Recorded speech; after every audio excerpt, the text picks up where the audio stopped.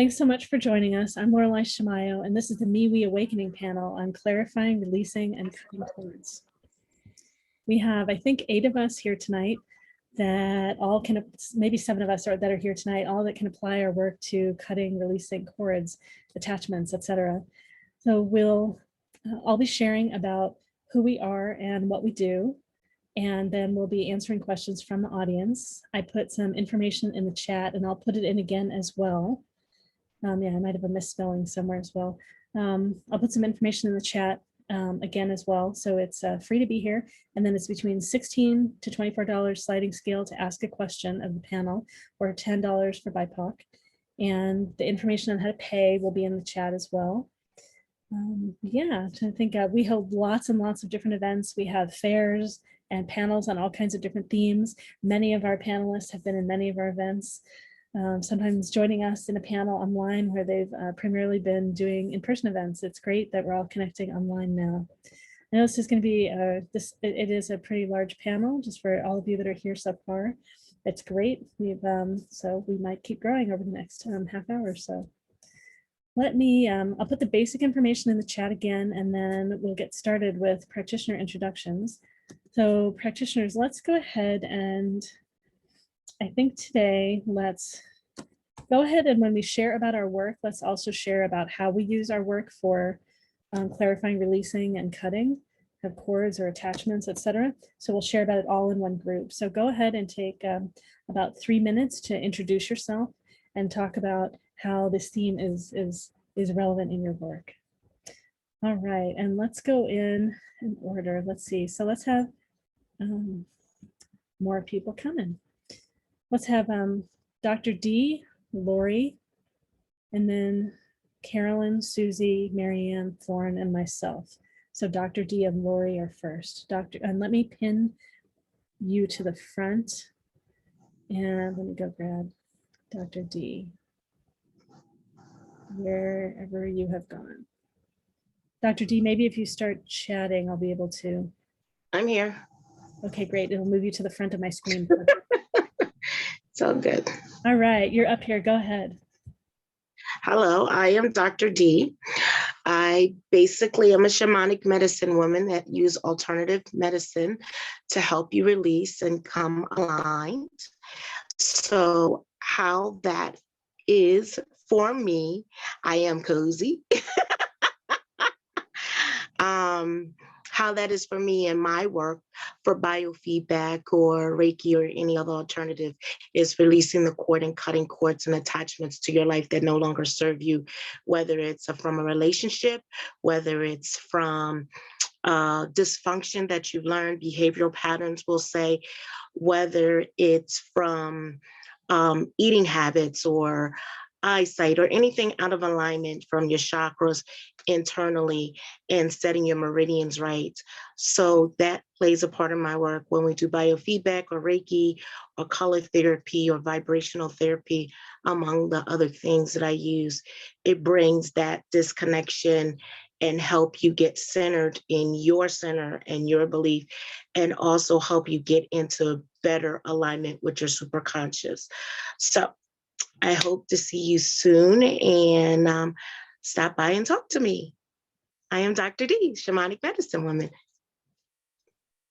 Great, thank you so much. Let's get Laurie up here next. All right, Laurie, go ahead.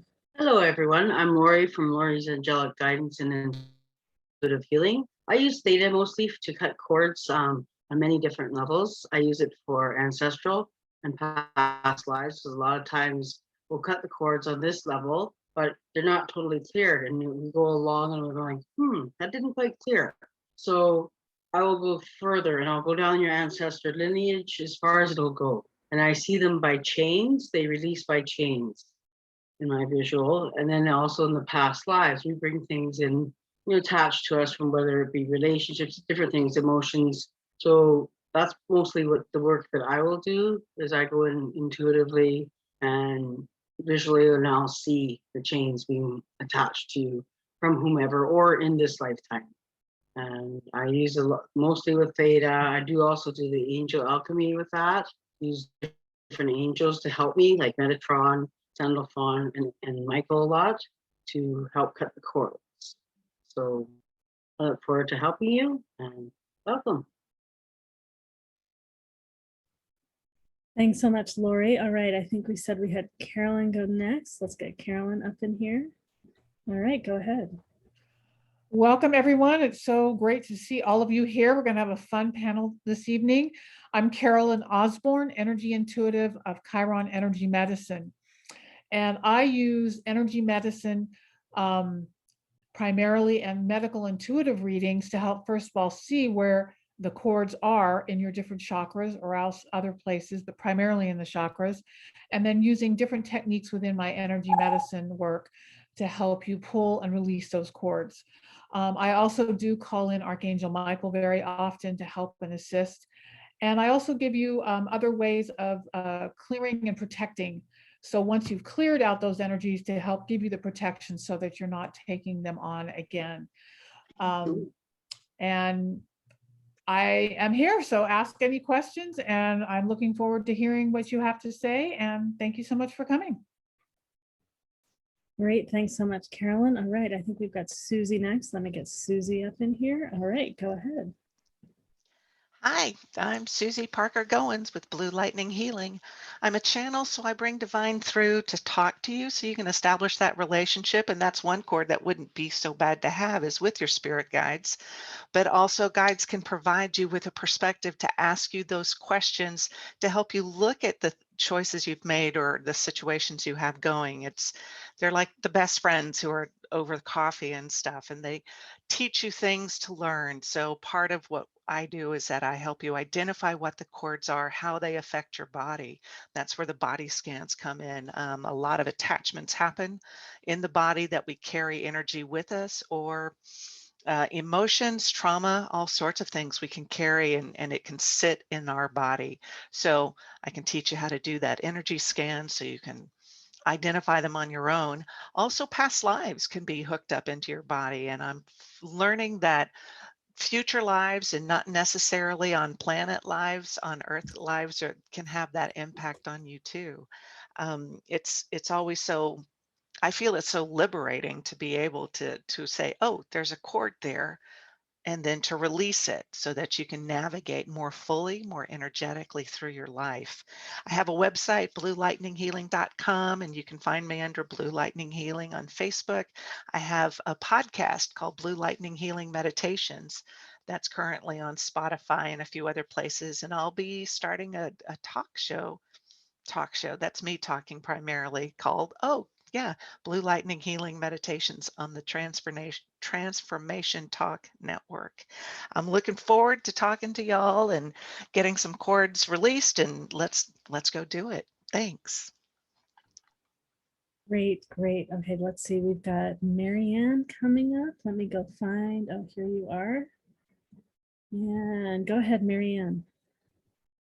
Hi everyone, so excited for you to be here. My name is Mary Ann. I am an intuitive energy healer. My name is also Ignited Soul.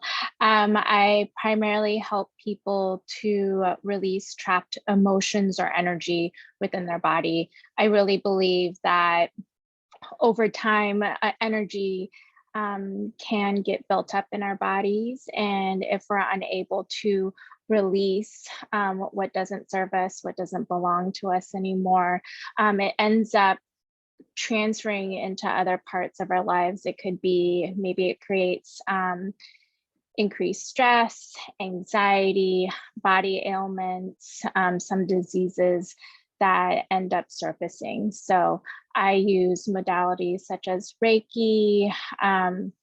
I'm working on the emotion code process right now. And then I also use meditation and breathing to really create a physical process in doing this work together. And then in the end, I always like to tie in oracle cards and just receiving guidance from above, angels and guides all around us. Great, thank you so much, Marianne. All right, let's get Thorne up here. Thorne, it might help me if you start, well, let's see, let me go find Thorne. I'm gonna let me unpin. Well, let me see if I can find Thorne quickly. There's Thorne, okay. Add pin. All right, great. All right, Thorne, go ahead.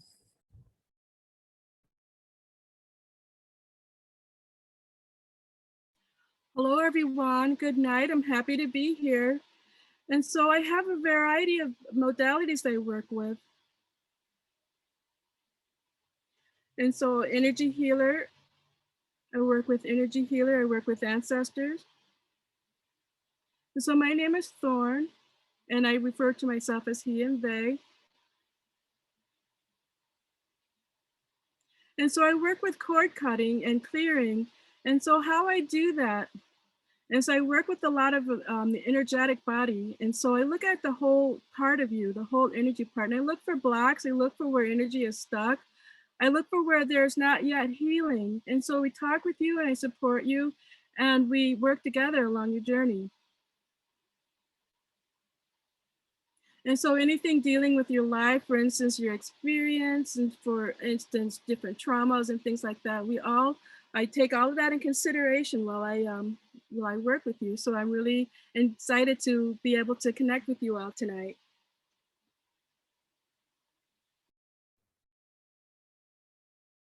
All right, great. Let me get myself pinned up in the front. And I'm Laureli Shimayo. I'm an intuitive eye reader and a body psychology coach. In my intuitive eye readings, I'm reading your soul as it shines through your eyes. I believe that everybody reads each other's eyes all the time. There's so much that we pick up about each other subconsciously. An example is if you imagine when you've met someone with dark sunglasses and you can't see their eyes, there's so much missing. And as soon as you see their eyes, there's so much there. By the way, we're officially having the largest panel we've ever had. Thanks, everyone. This is exciting. They're just letting more people in. So I read your soul in your eyes and then answer questions about your soul, your life purpose, and practical things like your career path, relationships that you're already in. You can show me photos of people that you're connected with, and I can talk about what's easy and challenging and what to do about that. If you're single, I use this work for matchmaking, particularly online dating. I help skim eyes to find people that are a great match for you. All kinds of things like that. And then with my body psychology work, I help you grow through lessons. And some of the body psychology work in particular is helpful for releasing and cutting cords. One way that we often get attached is physically our neurons in our brain get connected and fire together. And that's a way that we still stay connected to an old pattern. There are ways of moving our body and saying different things that help us shift from the past to now. That person from our past is not the same as this person now. All kinds of things like that. So I look forward to sharing some of that tonight, probably in answering your questions. Yeah, so that's me, Laureli Shimayo, and my work is offered at a 40% discount tonight, and that information will be in the chat. It's up above, or it'll be in the chat again soon. So now about the events, and I'm going to unpin us right now. Let's see. Okay, I think we're unpinned now. Great, so we've got a huge room full and more of us are coming tonight. It's very, very exciting for me. My aim someday is to get over 100. I have been running these events online now for over 2 years, and I have been purchasing space to get us with over 100 people in this room for all this time in hopes, and we'll make it soon. We're up almost to 70 right now. Oh, thanks everyone for introducing yourselves, and practitioners. If there's something that you thought of that you'd like to jump in and share that came up after hearing everyone else share, go ahead and jump in. We can spend a few minutes answering, or a few more minutes sharing about ourselves too, if you'd like. Any practitioners have anything in particular?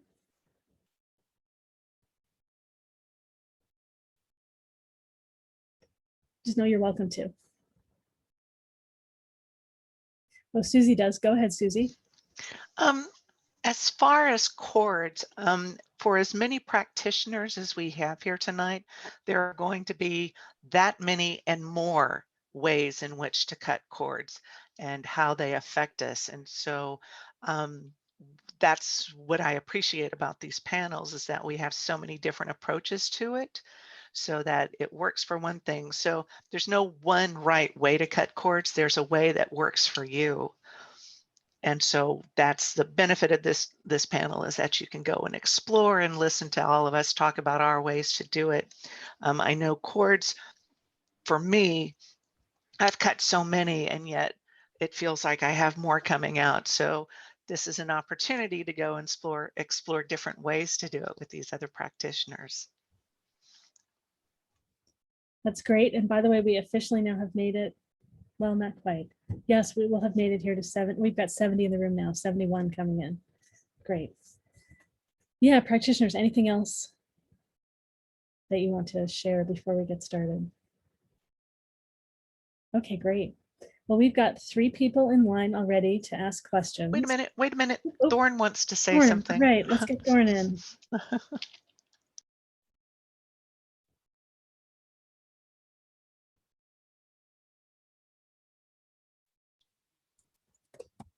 Oh, there you are. Okay, can see you. And so I wanted to add a little bit of a tidbit here. And so about cutting cords, there's a good tool to have and to share with other people. You can share that information and we can trade information, and that's a good thing, because cutting cords is not only related to past lives, it can also be a recent thing. So recent occurrences, we can cut cords. And so future issues, and so that applies to future issues as well.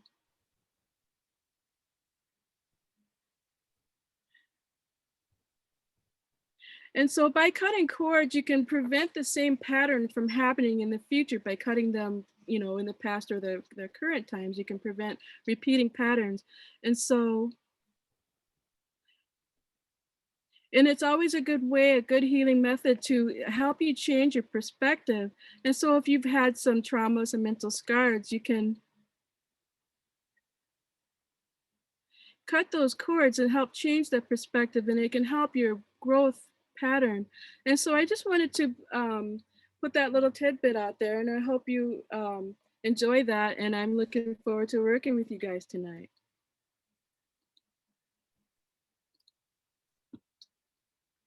Great, thank you. All right, anyone else? There's so this is a great time for some general questions that we can address. So Dawn asked, not all cords should be cut, right? How do you know when it is time to do that, or if it's a cord to cut? So practitioners, feel free to respond to that. This seems like a good time to answer some of those kinds of questions.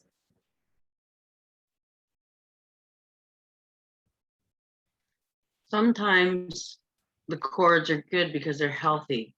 They're to our family members or friends, and we want that energy cord attached. So that would be one instance for sure where you wouldn't want to cut it.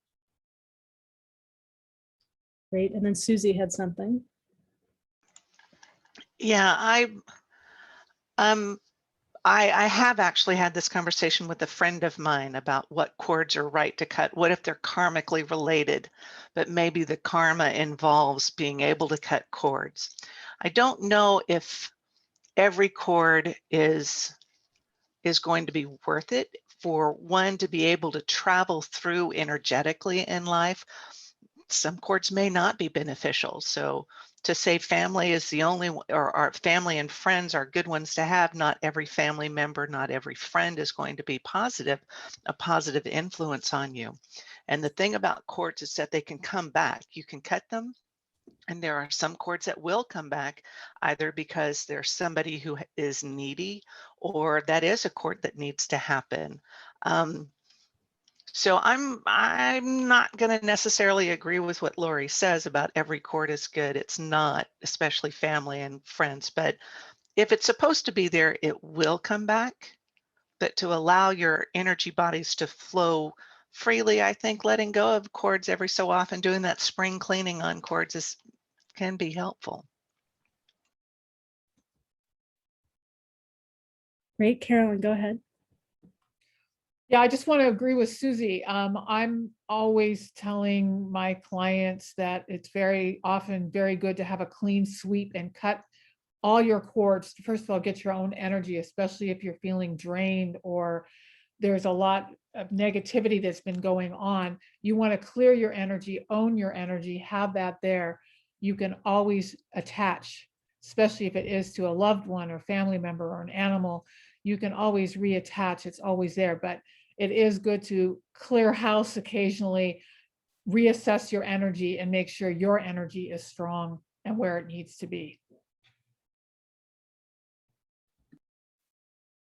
Great. And I'll say in general, it seems that if we have the sense that it's really pulling us down, weighing us down, keeping us from expressing our authenticity, our purpose, that's an opportunity to look at, it's loosening and seeing, is that a positive thing? Is that not a positive thing? There are also steps you can do to play with, I cut this cord, I don't cut this cord, and checking to see how that feels in you, right? There are ways of getting feedback about it before making a decision. Great. Any other general questions like that before we dive in? Go ahead and put them in the chat. And if practitioners, if there's anything else you want to share about that question, feel free.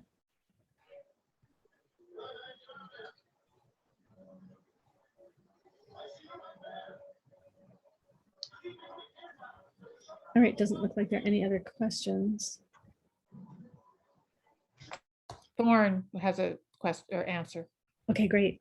Thorne, thanks everyone for helping with that. I'm still entering data in all kinds of places.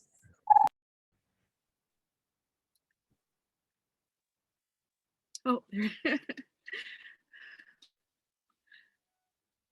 okay. So that's actually a good question that Dawn asked. And so when the right time is to cut a cord. So it's really important to check into your intuition, to feel your gut, to check into your heart, feel into your spirit, and take the time to kind of pay attention to that. And if you're dealing with traumas and things like that, you want to become clear. And so if you continually doubt, so it's important just to stop, take a break here, breathe, and kind of step back from it a little bit.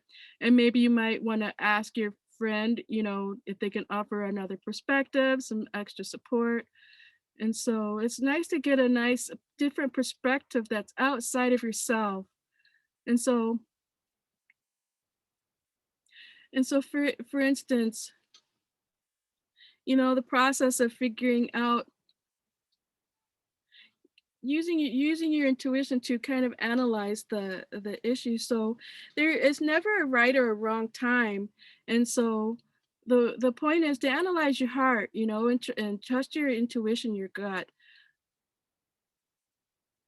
And so if you have a supportive person that you can contact, a practitioner, a medicine person, any of these kinds of people, in the community that can support you on your journey there. So I hope that helps.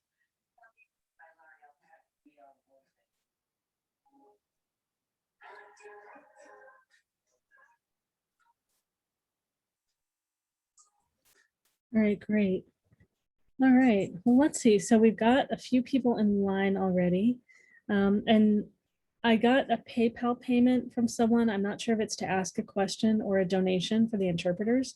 And thank you so much if you give us a donation for Sharon, our interpreter. She's going to be working really hard tonight. That information on how to donate towards her is in the chat. We will ensure that she's paid. However, we formatted these panels to take in money to cover our marketing and admin and things like that. So any extra that you can give us towards helping pay Sharon, the interpreter, would be great. All right, well, we've got 3 people in line tonight. We've got Salvatore, Anissa, and Nadia in line. And then there's one more person. I said, I'm not sure about the payment. I'll be writing that person to check in a moment. Before we start answering questions, a few things to keep in mind. So this is recorded and it's going to be up online. So be aware that everything will be in public. If we start sharing about something that you don't want us to be sharing on the recording, let us know and we will change course. So we will, on recording or in public in this group, we will change course. So let us know by waving your hand, unmuting, and speaking out, writing in the chat, etc. And that might be if we start talking about a related topic that we see as connected and related, or we start going too deep, any of those kinds of things. And then you can ask us a question about anything. It doesn't have to be about clarifying, releasing, and cutting cords. We'll answer anything. That's, chances are that's the theme tonight, so you might ask about that. And we request, well, we think that everyone's intuitive, everyone's open and has gifts, and you may be aware of that. Something may come in for you tonight as we're answering questions. We request that you allow the attention to stay up here on the panel as we're answering. And then if you, I recommend that you write it down, because often they're fleeting. And then if you want to, when we're done answering that person's question, you can write to them in chat privately and ask them if they'd like to hear what came through for you. And please honor whatever they share. They may be full after hearing our answers, and just trust that it came through you for some reason. And they may want to know. Also, I encourage you to, I mean, you're participating in this. You're here helping hold space for all that we're doing tonight. Thank you so much. And I encourage you to be open to learn from all that is asked and all that is answered tonight.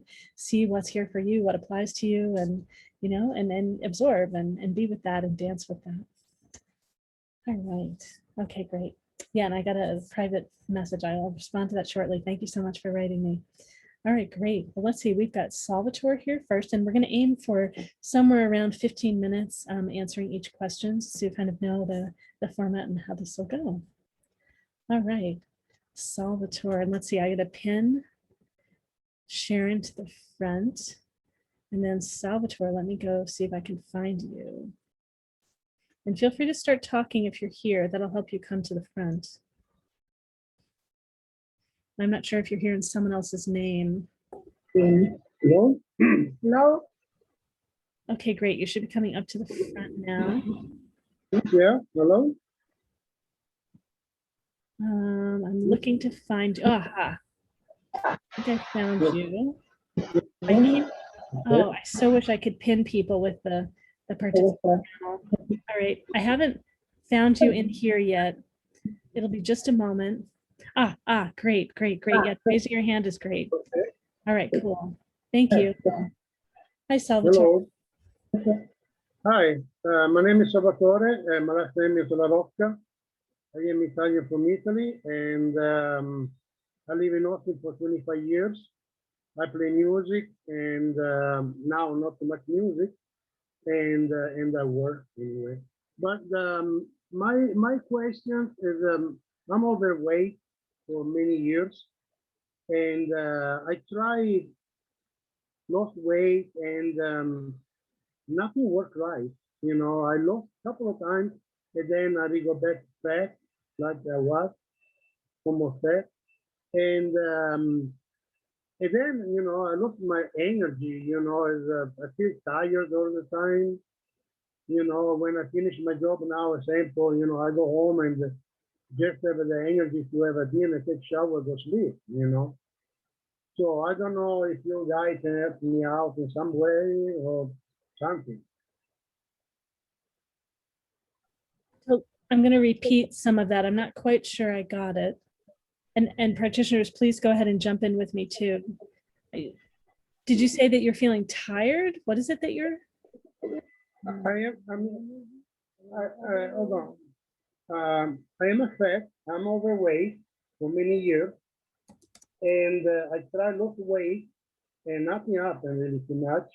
Just a couple of times I lost weight, and then I go back overweight, and I feel low energy, I feel tired, you know, and like right now I say, after my job, I go home and eat my dinner, take shower, and go sleep.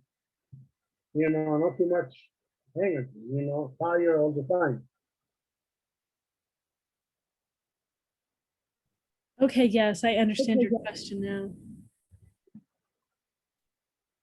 Yeah, great. So practitioners, if you have answers, please, if you could raise your hand inside Zoom, that will help me get you to the front. You can ask a question about anything. Yes. Yeah, but, you know, these are the major things, you know, I mean, yeah, why I am so fat, and if you can do something to help me out, you know, because it's very difficult, you know, try this, take the pills, do another things, and then nothing happened. You know, the energy go down and tired and I don't know, you know. Yeah, so Susie's got something. Susie, go ahead and jump in. Hey, Salvatore. Um, how are you? Thank you for your question. It feels, okay, first off, I'm getting feedback, so I Yeah, need we to, are. Okay, maybe we may need to, Salvatore, we might need to mute you and then we'll have you unmute when you want to share something, okay? because when I talk, I can hear me in your room. Great, go ahead, Susie. That's much better, thank you. Okay, so I understand the weight issue and carrying it around. Weight can serve several purposes. It can be used as protection. Is there something that you feel you need to be protected over? You can also carry a lot of emotion in it. So is there any guilt or anger? You know, you've been here, you said, for 25 years. Is there any regret you feel from moving over from Italy? Did you leave like family behind?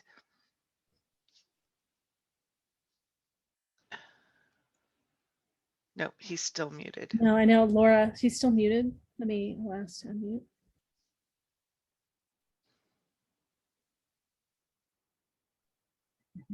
Hello, hello? Yes, yes. Yeah.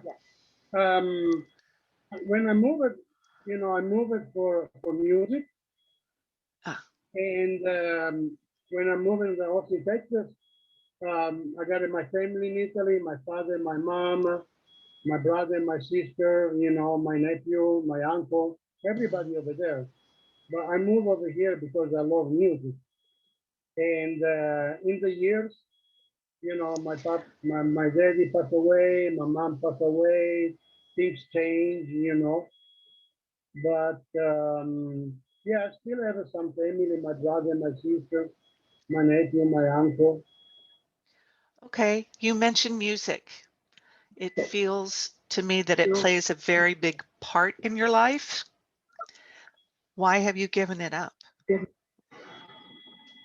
Well, now is really is the pandemic because we play music with my band, but we don't have so many shows like used to be.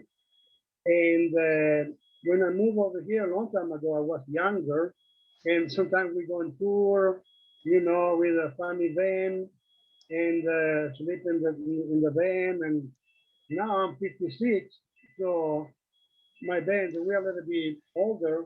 We don't travel, we don't do nothing, just play over here in Austin, and it's good situation. But with the coronavirus, you know, bars they close, you know, restaurants they Yeah. close, and it is 1 year we play maybe one or twice a month. Well, how about continuing to play music, whether you're rehearsing on your own or diddling around on your own? I feel that that's going to release some energy about you, and as a result, will probably have an effect on your physicality. Give it a shot. Play, enjoy, find that thing you enjoy to replace whatever sadness you feel over leaving your family. And I feel there's a loss over the music. Engage in music again. Yeah, but I enjoy the music, but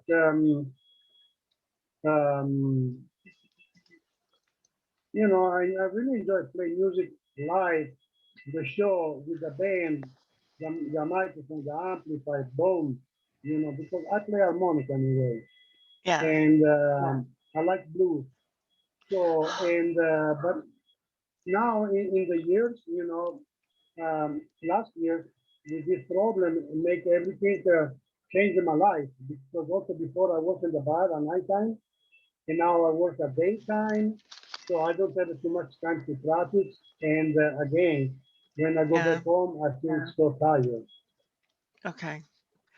I'm gonna Thorne has got his hand up, so I'm going to let him speak to it before I use up all your time. So I'll keep thinking on it, and I have Laura's address. So yeah, let me pass it off to Thorne, please. Okay.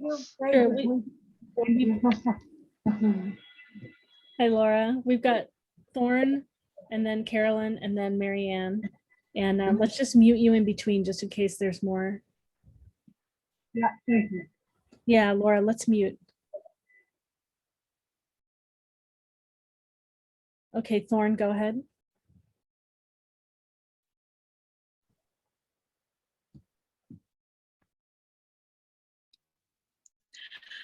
I really appreciate your question. So that's a really good question. So I really understand and empathize with what you were saying. And so it's really important to recognize, you know, the impact that that's making on you. And so your music, your family, and the coronavirus, and missing playing your music live with your band. And so it makes me curious. So is it possible? I mean, could you be in contact, you know, via video chat with your band and do it that way? Or you can think about maybe playing music in your community local area. You know, maybe it might be something to think about. No, I believe that the music is not really big. I mean, I try working with my music. That is no problem. My problem is this problem with overweight and the feel tired and the low energy. Awesome. Because that is a major problem for me. You know, I was overweight all my life.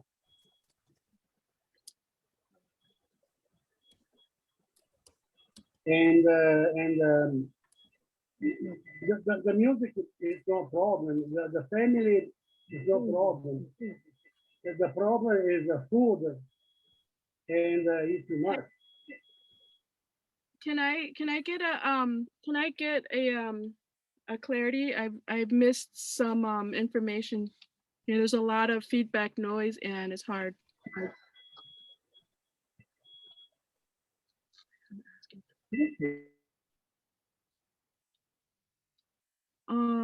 Okay. Can I get some help? Sorry, I don't understand. Thorne, is there a specific question that you have?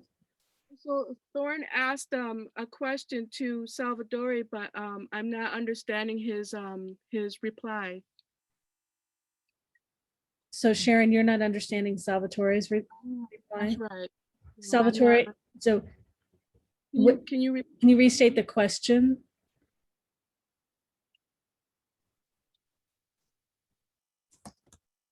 Oh, so no.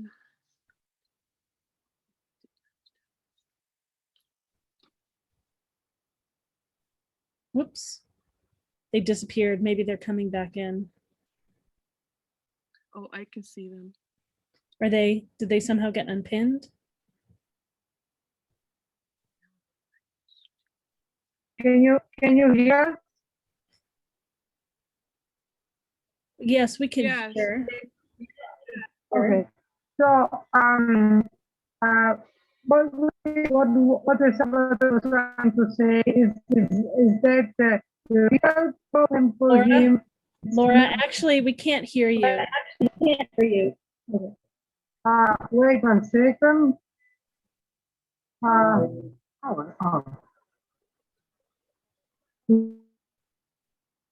Laura, Can you maybe hear us? turn off the video. We might be able to hear you better.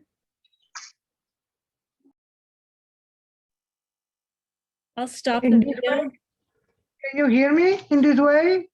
Okay, yes, we can hear you better now.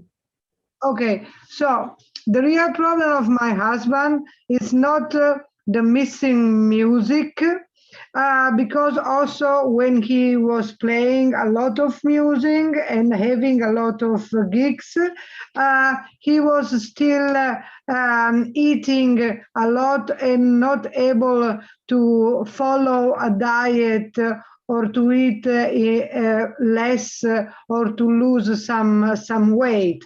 That's his problem, is the overweight. Now with the pandemic, everything is a little bit deeper and more difficult. But this was the same problem also 2 years ago or 3 years ago. Is his overweight, and he would like to know why. But especially if you all can do something in one energetic level, maybe cutting some cord or whatever to make his life a little bit lighter. Yeah, I'm just going to jump in briefly and say, so Laura, I think the comment about the music is maybe, I think that it would be good if we give several different types of approaches and answers, but that approach has to do with him living his purpose and doing things he loves and enjoys. And sometimes when we don't do that, we can end up not having energy. So I think that's part of that connection. Thorne, go ahead.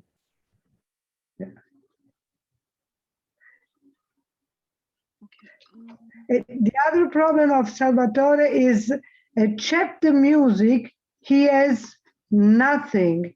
And it's really difficult when you are a little bit older to find a new hobby, a new interest. So his life, except work, there is not so much inside.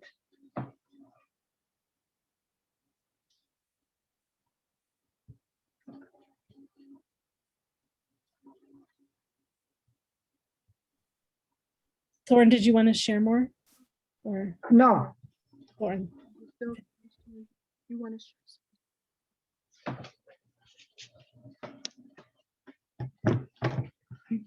Well, thanks for clarifying. And so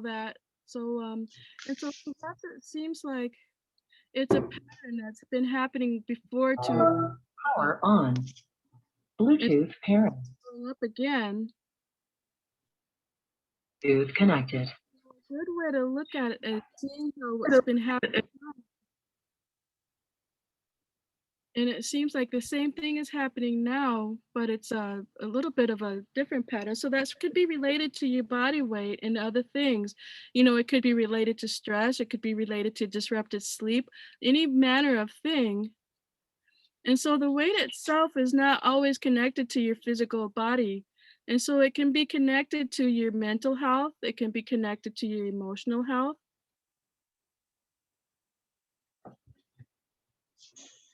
And so your energetic health definitely is a factor. And so if I wanted to be direct with you, I would offer you a suggestion. And so imagine your body, your energetic body specifically, as a tree. And so imagine that your body is a tree. And so think about your favorite tree, you know, and imagine that. And then as you look at the tree, you know, do you see it withered, or do you see it being a big, strong, grounded, rooted tree? You know, are there any buds on it, or are there thorns?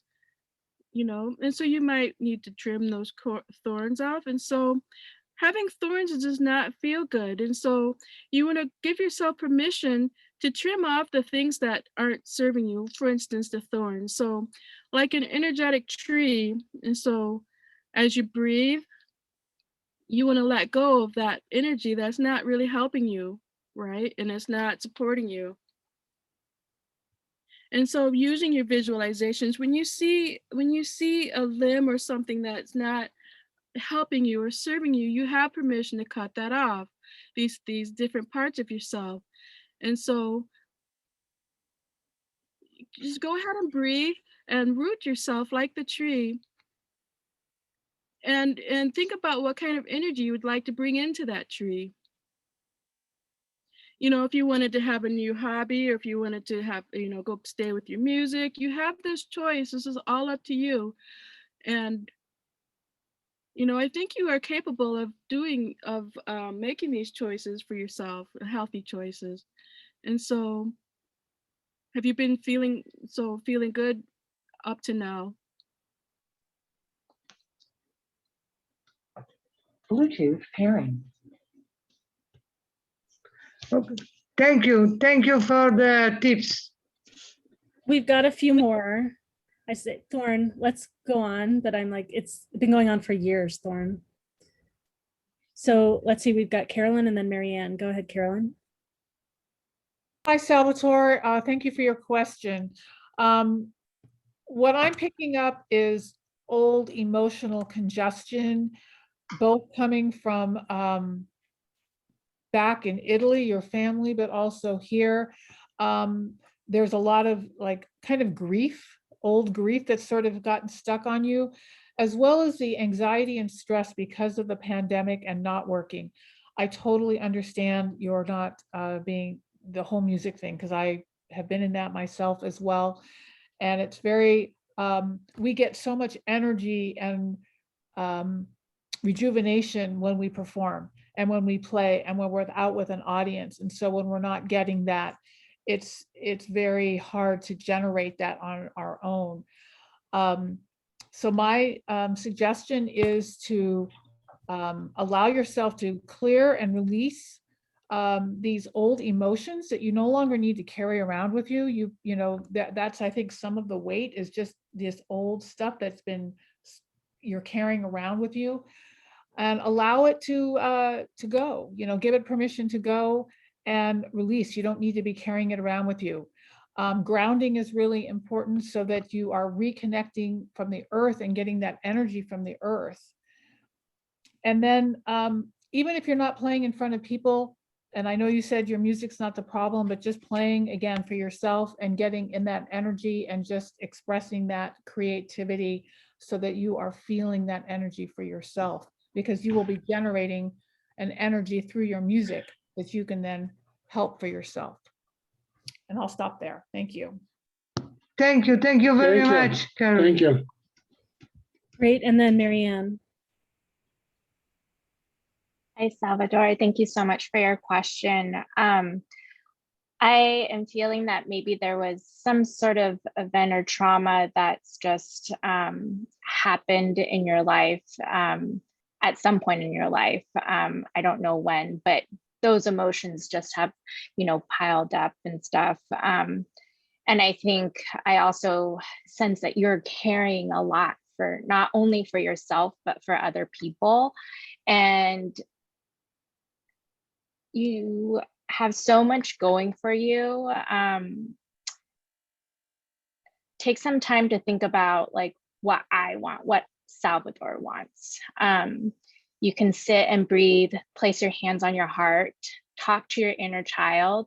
We all have our inner child within us that needs some comforting.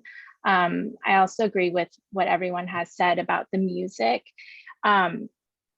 It's a way for you to express all your emotions, everything that you have been feeling all these years. And that's why it's so key to continue the music, even if you're not playing it for other people. If it's just playing for yourself, it'll allow for you to like breathe a little bit more, maybe shed some tears or laughter, anger.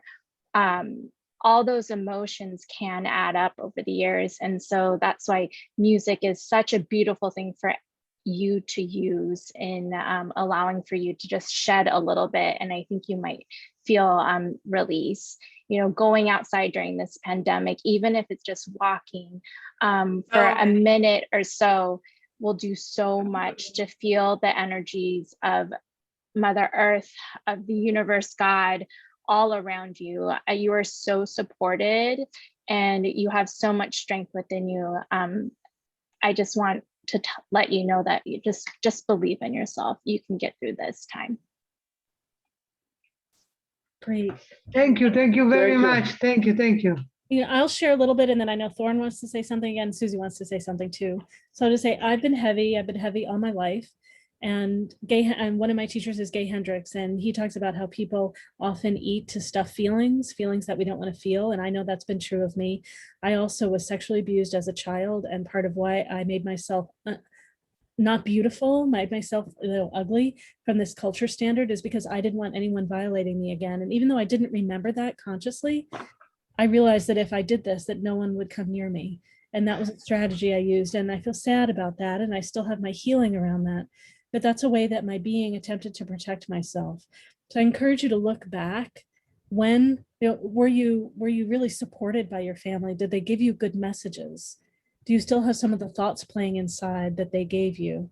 I love Thorne's example of imagining yourself as a tree, because it will help you symbolically see how you feel about yourself inside. And I know that it's a catch-22, and that when you don't feel good physically, when you feel heavy, when the society doesn't accept you, it leads to more negative thoughts, which can lead you to want to stuff the feelings more. So it's going back and seeing, and that's where there, some of those thoughts and beliefs that you were taught as a child, and any trauma that you face, these are the things to dig into. And unfortunately, we don't have as much time to go over some of the techniques now. They may come out more with some of the other questions. Yeah, so those are the things to go looking for. And I love the idea of focusing on things that you love, even if they're little things, and celebrating all the little steps. If you simply whistle, right, and let yourself whistle and enjoy that, or listen to music that you love, since you love music, all those kinds of things, and celebrating the progress. So Thorne, let's be brief. So Thank you, Laureli. Thank you for sharing your experience too. Thank you. Thank you. You're welcome. All right, Thorne, go ahead.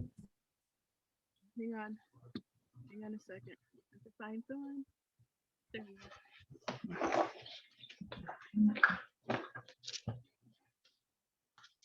So Salvador, I'm feeling intuition. So there's one, I pulled a card for you. Bluetooth connected. So the card, here's a beautiful red color, this card. What? So, Sharon, we're having some trouble hearing you. It got quieter.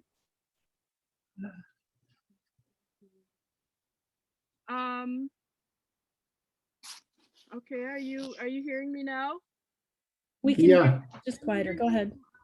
Some like an electronic voice or something.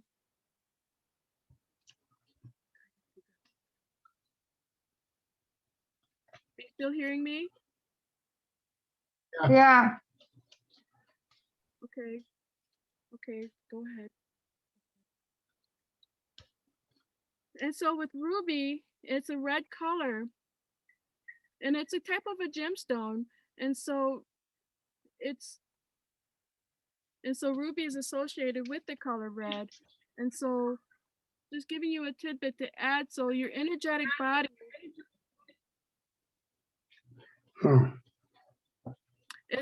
that layer is also associated with the red color. So that is connected with your basic needs. And so your everyday survival. And so food, sleep, your medical support, your family, and your feelings of security, your job. So these things are all basic needs. And so if there's some area in your life that feels balanced, and some are balanced well, and others are not so balanced, it might feel off. And so that's something to kind of figure out.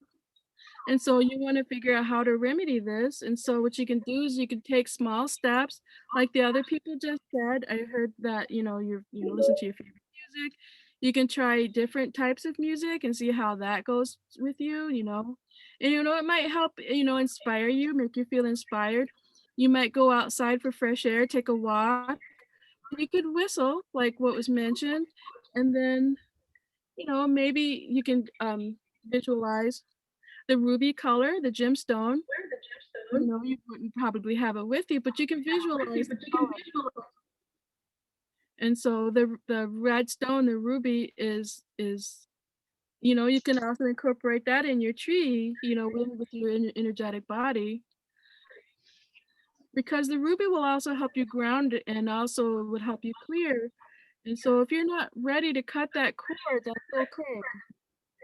And so ruby can be there for you to help with, the clarifying aspect of it, to help you understand, to help you analyze where it is you're coming from.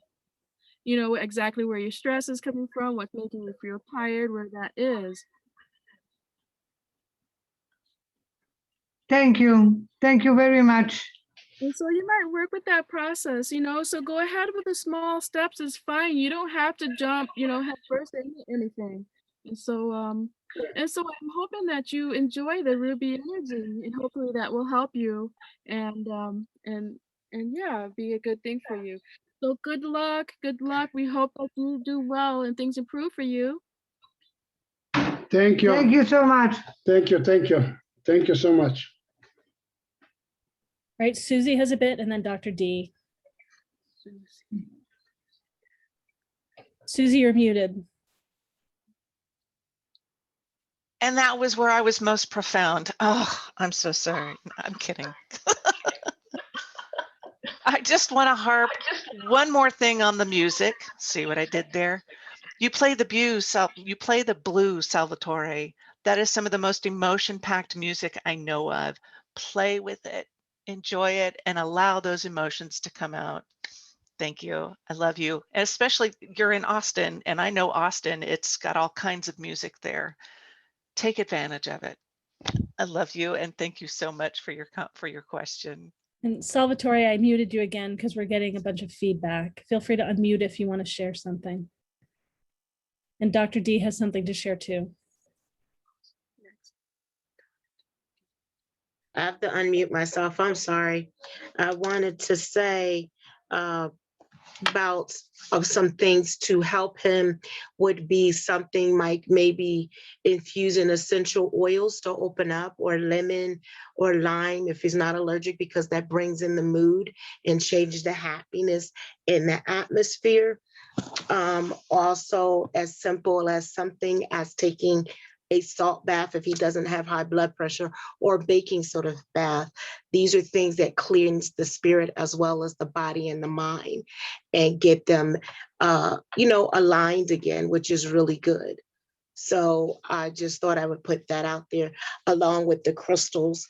But there is also homeopathic care that you can use, like rescue remedies. If you know someone that does that, there's different ones that work with different parts of the emotion. And that's what I specialize on, Bach flower essence, on what you take to help the emotional come in balance with the body. So those are just some of my simple suggestion, and as well as doing maybe a 10 or 15-minute meditation. I think that would also help you get in centered and focused, and or even doing deep breathing and watching how you breathe. Put your hands on your stomach. Am I allowed to say that? Am I overstepping my bounds?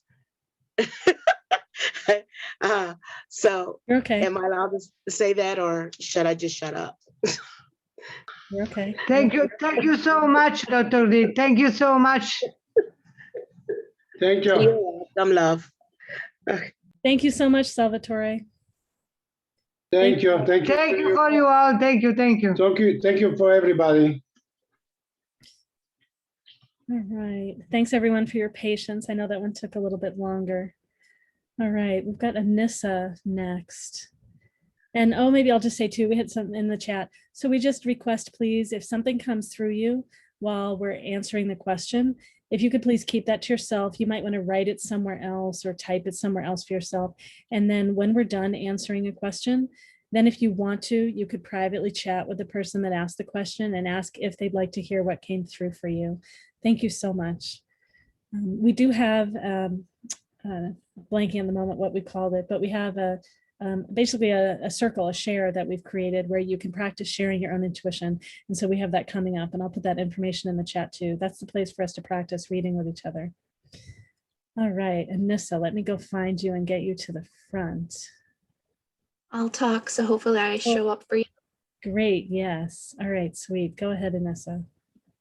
Okay, thank you so much, everyone. I have to admit I was feeling rather relaxed, but kind of got some feelings of overwhelmed and anxiousness. I don't know if it's related to my question or not, but I just wanted to put that out there. If you're getting that vibe from me, I am feeling it a lot too. I'm not sure if this applies well to tonight's panel, but I was wondering if past relationships, particularly I had a boyfriend back when I was like 17 to 22, and it was as serious as it can be for those time spans of your life. And I still have these dreams periodically about him. We're not together or anything, but like I wonder about him, or I dream about the dog we used to have. And so when I have these dreams or he comes to mind, I don't have remorse. I don't feel like I've missed out on something or like he's the one that got away. But I'm kind of wondering, is there something I'm supposed to be learning when his name is Nathaniel? When like Nathaniel comes to me out of the blue, is there something that I'm supposed to be remembering? Yeah, if that's at all related to this at all, I would appreciate your insight and guidance. So thank you very much. Great question. Yeah, and we shared a little bit later that, yeah, these are definitely like related topics for relationships. And you bring a very interesting, subtle question about this. All right, Carolyn, and then Susy. Hi, Anissa. Thank you for your question. And yes, it is a very relevant. This is exactly the kind of case where we have these old cords that we were so deeply connected with somebody. And, you know, it's like we're always afraid to let that go. And in one sense, there's not necessarily a message involved in this. It's just you're still connected. You still have that feeling. There's still that, and he may still be reaching out to you.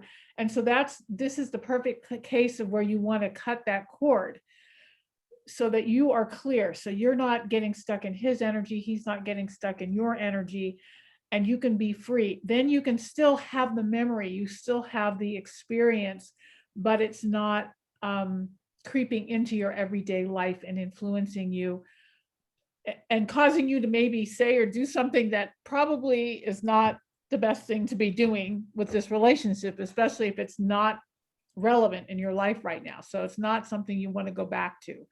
You know, you can look at it and review it in your own mind and take out it from it what you want to learn.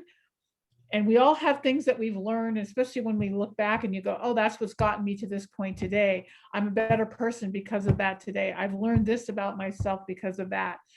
But you don't need to carry his energy around with you. And I see that especially through the heart chakra, but even the solar plexus chakra. So both of those, you know, ask that those cords be cut. You can cut them yourself, free yourself, and you know, release him willingly and with gratitude and say, thank you for everything you brought into my life. I take it with grace and ease and appreciation, you know, and gratitude. And then send that love and release him. So that's why, Okay. that's what I would say. Thank you so much. You're welcome. Thank you. It's been 15 years now. Yeah. It's like, why? Yeah, I know. It's just that it's that residual energy floating around, and you don't need that. I mean, I don't think you need that, but you know, you might, whatever you want to do. That's great. Then Susy is next. I know. I just love those moments at 3 o'clock in the morning when I'm laying in bed thinking, oh yeah, 30 years ago. Okay. So yeah, I agree with Carolyn. This is a cord that would be worth your while to cut. Whether, I mean, cutting, some people see it like as ninja cutting it up, or you can have it dissolve into being stars or stardust. I agree that it's also with gratitude and that universal love. Another technique I have used is, say I've got something, somebody I don't, I've severed relations with for whatever reason, and I see their image like up close to the left of me, and it's like, okay, thank you very much. Thank you for the lesson. And then maybe the next time I see them, they're a little bit further out and further out and further out. So you are doing it's a different approach to removing their energy from you, but always with love and gratitude. Yeah. Yeah, and another thing, if it's coming from the front, you're sending out that energy, but if you're feeling something in the back, that's their energy. So you can clear both of them. So when you have a back issue or lower back, it's not always your energy. Address both sides of it. Yep, that's what I got. Thank you, Great. Susy.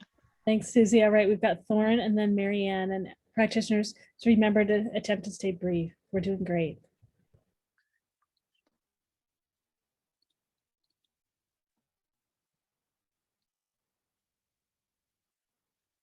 Yeah, Thorne, go ahead.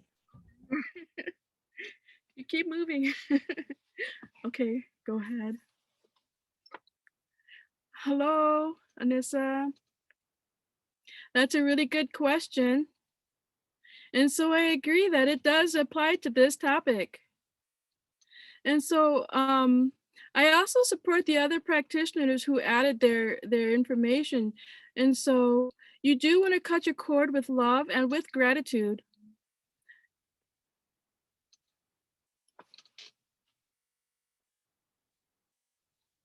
Oh, and also with compassion. I wanted to add with compassion, and for yourself and also for the other person. And so that person you're not with anymore. So it's really important that it goes both ways, because the energy does move and it comes both towards you and away from you. And so it's important to remember that aspect. And so I wanted to support Susy. Remember that it's not, you can cut the front, but it's also important to cut the cords from the back. And so if you miss one in the back, it could mean that that person is still, they're still attached to you. They still have a hook into you. And so they are hooked into your energy. And so you don't want to give that person your energy like that. So.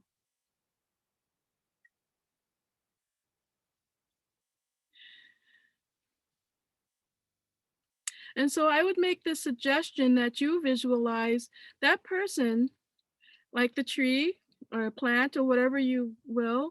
And so whatever that you feel most resonates with them. And so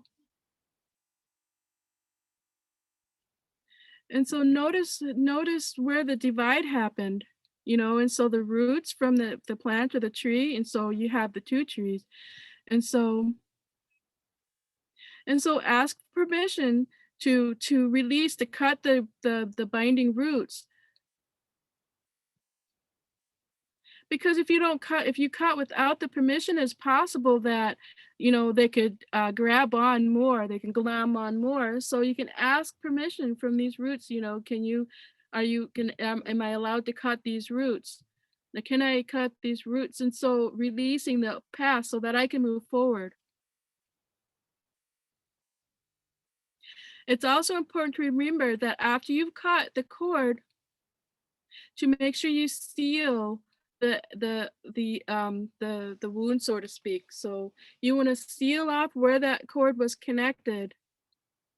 And how might you do that? There's many different ways you can do it.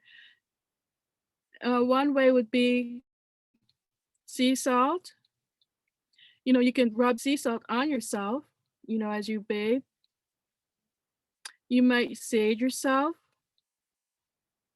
You might use cedar. There's different ways that you can do that. And so if you wanted to talk about that more than later, I'd be happy to chat with you. And so I'm feeling like I'm going to wrap it up right now. And so hopefully that was good for you, beneficial. Thank you. Thank you, Thorne. Go ahead, Marianne. Hi, Anissa. Thanks so much for your question. I agree with everyone else, what they shared as well. What you could also do is imagine sort of a light surrounding you. It could be circular around your own energy. And just know, like, ask that to not be disturbed at this time. And you can, set those boundaries too. The more and more you do that, it will get easier. And sometimes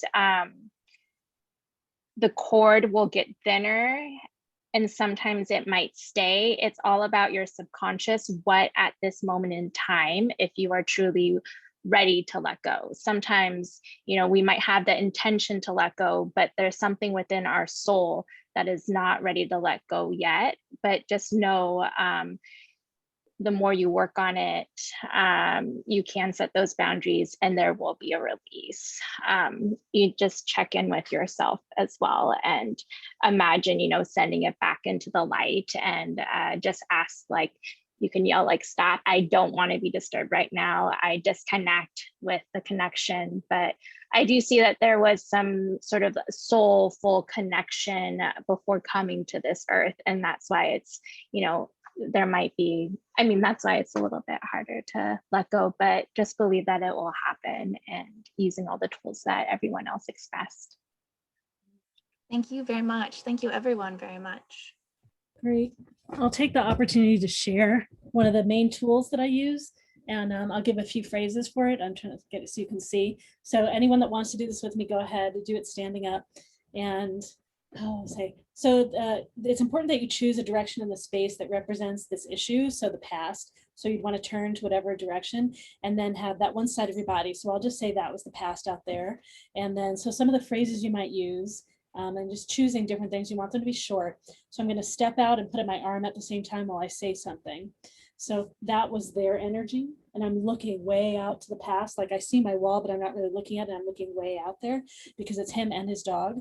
So that was their energy. And then I step down and bring this hand to my heart and put this down. And this is mine.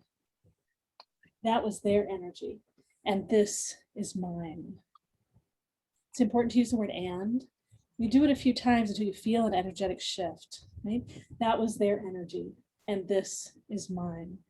It might also be that was then, and this is now. So you can't do it, but I'm stepping with my feet. I'll exaggerate a little bit. That was then, and this is now. So it's important that you put your arm down, that you say and, that you have your hand on your heart, like all those kinds of things. And this can be used with any issue. And chances are, finding some phrases that are meaningful and doing this just a few times, you'll start to feel some shift. And it can be important to pause and breathe in between and let what's happening settle and integrate in the body. Yeah, so there's one of my big tools for this. And it can be used for any topic. The art is finding the different terms and letting it settle in your body and noticing any glitches of how you might not move your body in a way that really allows separation. Sometimes people will keep the arm out when they come back to themselves, and it's a way of like reinforcing the attachment. So doing it with someone else that can help notice anything that's going on in your body, and feelings may arise too. Thank you. Yeah, it's funny that you brought up the dog again, because several years after we broke up and I was states away, he messaged me saying, we haven't talked for a long time. I need to get rid of Harley. Do you want him? So yeah, I definitely need to work on letting go of Harley's energy too. So thank you for bringing that into it all as well. Thank you. All right. Oh, Thorne's got something else too. Thorne, go ahead.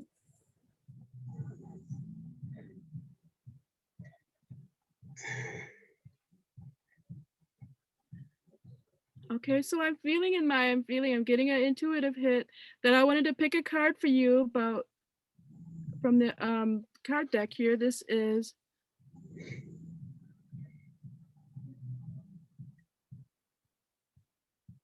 so this card is Jade. Jade is a kind of stone, and it's got a green color to it, and it's really good for heart-centered issues, for the heart center. And so that's cool. Your middle name is Jade. Awesome. It's perfect. It fits right in there.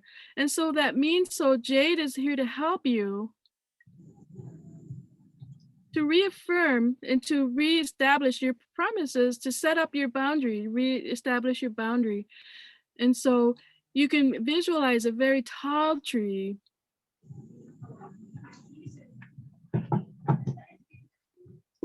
And if you can visualize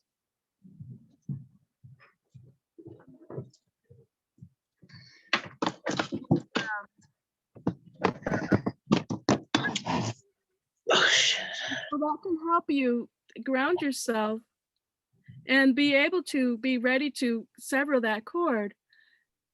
And so if you can visualize that circle of trees that are around you, very tall circle of trees, and so you can say, I can do whatever it is that I need to do, and then you move forward with that. And so move forward with kindness. You know, be kind to yourself and also be kind to that other person as you draw those boundaries and as you cut that cord.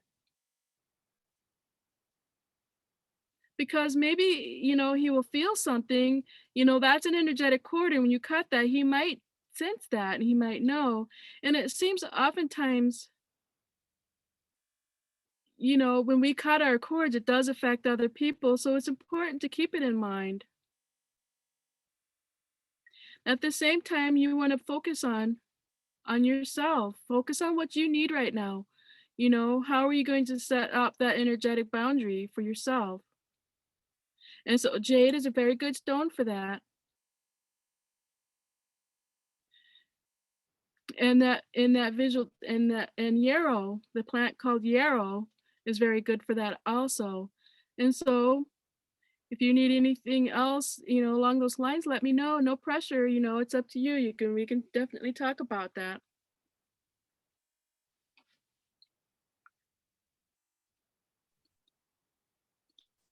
All right, great. Thank you so much, Anissa, for your question. Great, all right. Let's see, so in line, we've got Nadia, Jesse, and then I believe Derek is after that.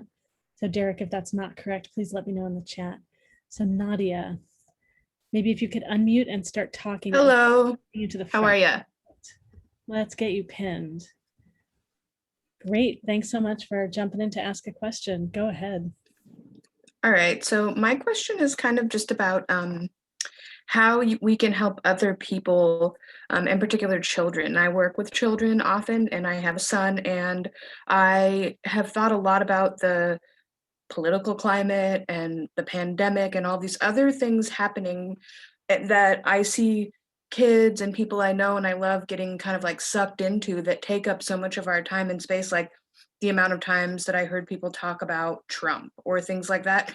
I mean, that has to have some kind of like lasting impact and effect on them. And I really don't like it. So, I mean, I feel like I'm the positivity police over here where I'm like, let's just talk about the good things. And I don't want to do that, but what are some like practical tips or strategies we can use to like help ourselves like navigate the times we're in without taking on more than we need to take on? So that's kind of heavy, but I figure anything could help.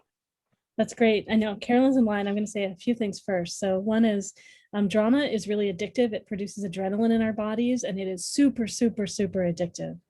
And so for me, like the biggest tool is to practice turning away anything, any topic we choose, literally turning and finding anything pleasurable and paying attention to this pleasurable thing and noticing the details of this pleasurable thing and practicing over and over when that topic comes up.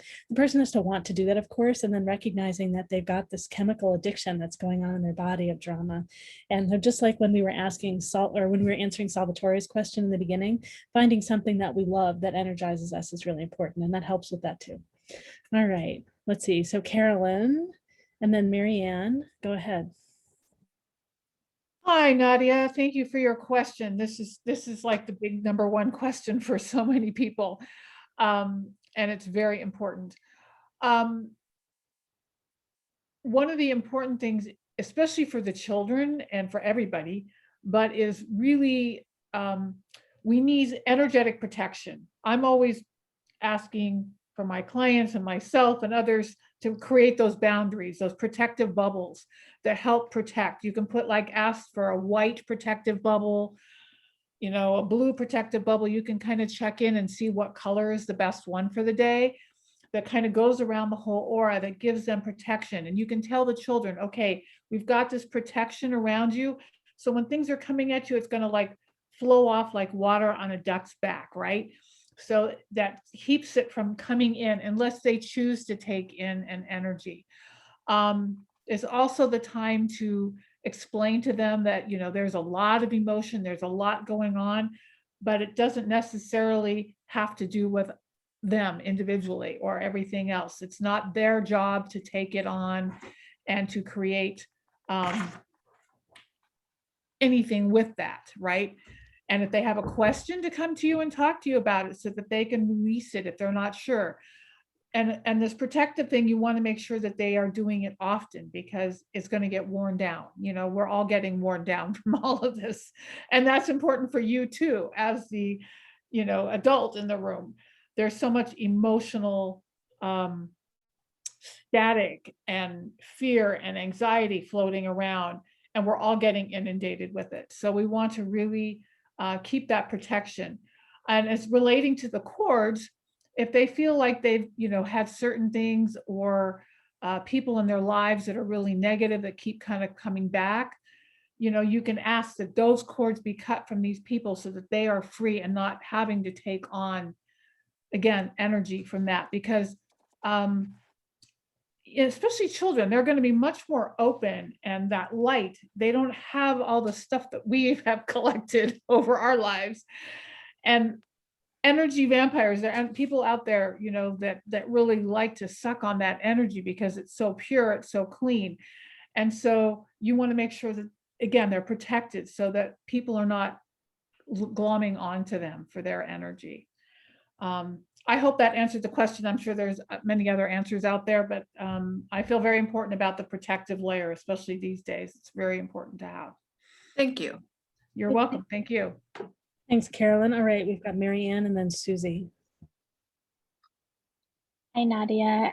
Thanks, Carolyn, for your answer. I completely agree. Having that protection is so key. I oftentimes, for myself, I wear crystals and things like that. So I don't know if that's something to use as well. I think shungite is a great crystal to have on hand. It's really protective. And you can tap into that energy as well. And then just, setting up those boundaries, maybe not listening to the news, the political stuff going on, will help so much. And even for myself, I choose not to listen to that, just because you can really get sucked into that energy and the messages that they're being played, because you and like everyone else that you're working with can create their own reality and the reality that you want to live in. And I think, dealing with children and the work that you do, work with the parents and see if you can also educate them as well on providing that protection as well, because sometimes we need permission from the parents, because the children might not really understand what's going on. And so kind of making that a collective experience can be really helpful. I have a bell on my doorknob to just clear up the energy there, and just imagining a bright light against my front door so that it clears the energy as you're walking through it too.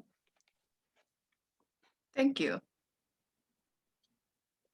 Go ahead, Susy. Hey, Nadia.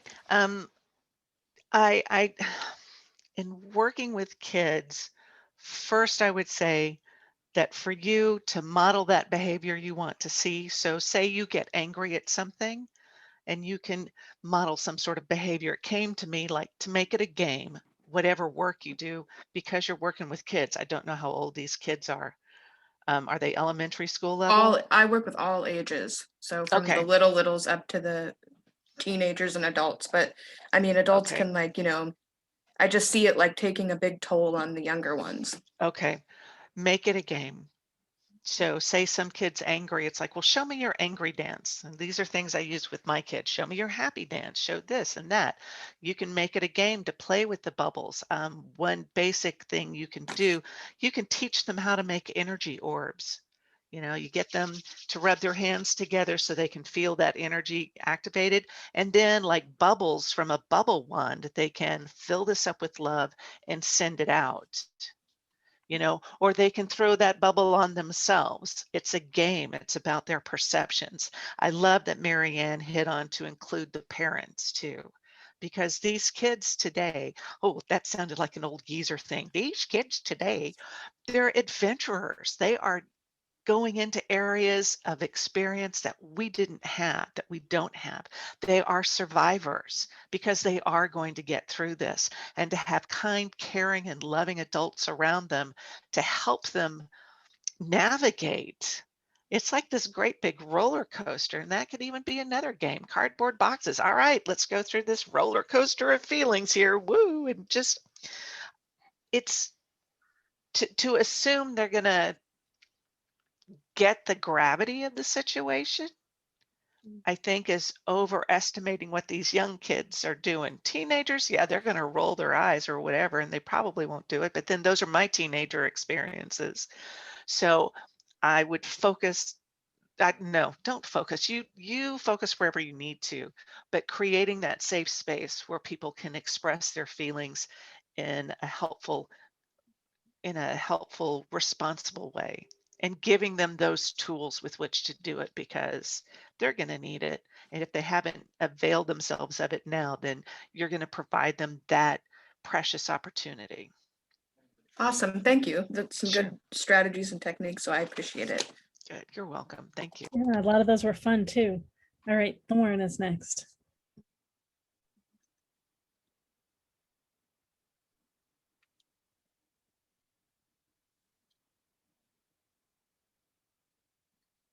Okay. And so thank you. That's a wonderful question. And so I was kind of feeling into all of the other practitioners' answers, and I'm full in agreement. And so it's to make it a fun game. And so like the energy ball and then sending that out, you know, that's wonderful. So it's really important to have it be fun for children. You know, they have a different kind of understanding, you know, and adults are related to emotion and energy and all sorts of different things, you know, and children need something to do in order to help them move through, you know, especially if they're feeling, you know, like there's a big emotion or something that they're dealing with. And so it's important that adults help the children move through these things. And so I'm offering you another little tip. And so if you have children and they don't, you know, the energy ball and, you know, those things there. And so you can also do this. So you can have them imagine that they, you know, have them imagine the ball, you know, that big negative feeling that you have, you know, maybe upset, frustration, stress, whatever, you know, they have this big feeling.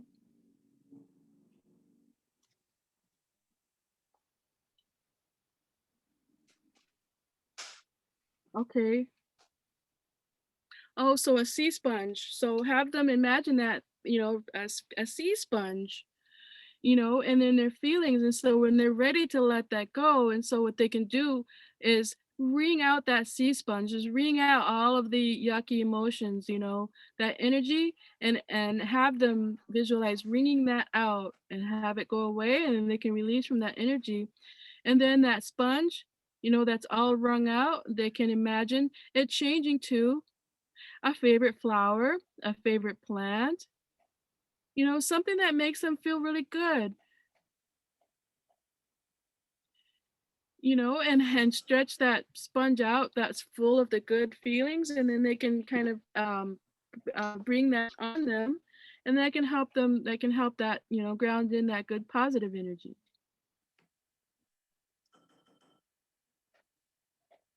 You know, this also can apply to adults as well, you know, so sometimes an adult is having a hard time expressing their feelings, and sometimes they need to figure out different ways to deal with it. And so, I mean, they can do that as well. So there's a little tidbit for me. Wonderful. That's all those are great, because right now I'm just like, we're not going to talk about that. We're going to move on. We're going to do something different. So I appreciate all of the tips. It's great. I'm just thinking the sponge could be used. Salvatore from the first question could play with this too. Like the exhaustion and the tired could like wring it out of the sponge and like what's left and play with that.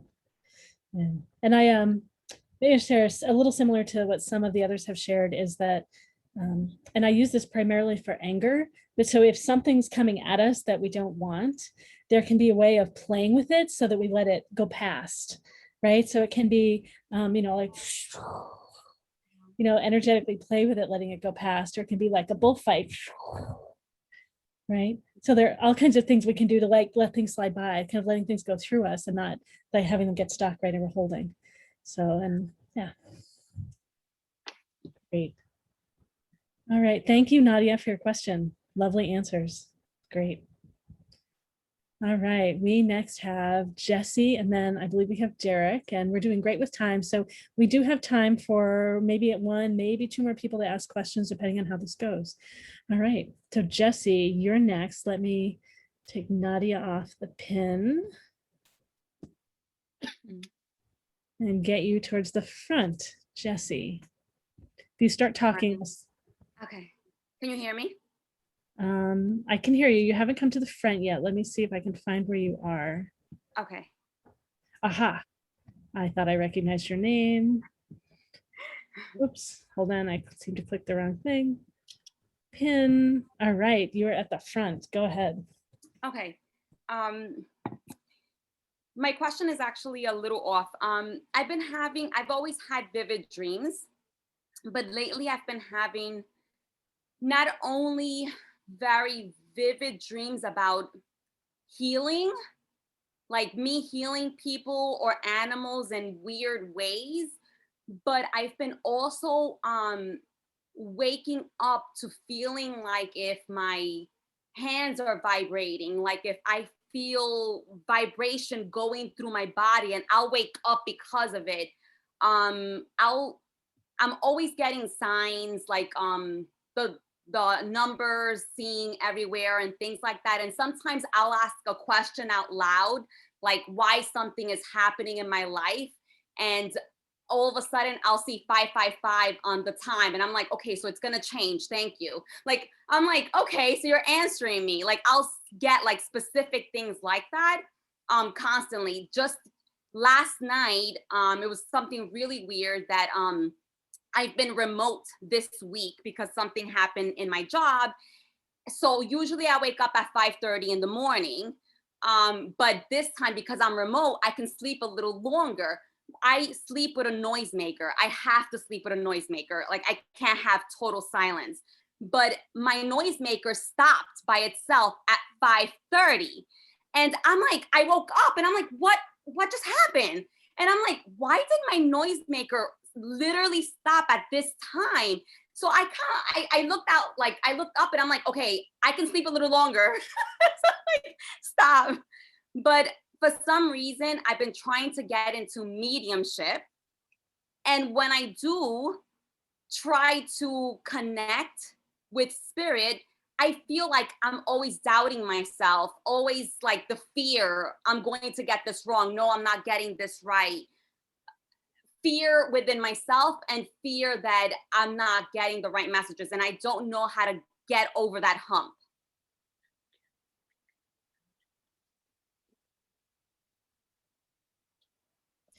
Great question.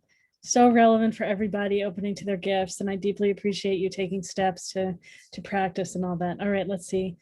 Just practitioners that haven't been answering as much, please know that you're welcome to raise your hand and I'll get you to the front. I appreciate those practitioners that have tons to say all the time, and I want to make sure we all have a chance. All right, so let's see. So let's have Susie and then Carolyn. Hi. I'm so excited for you, Jessie. It feels like you're doing all this pro bono work in dream time. So you are, in fact, doing that healing work and you get that residual.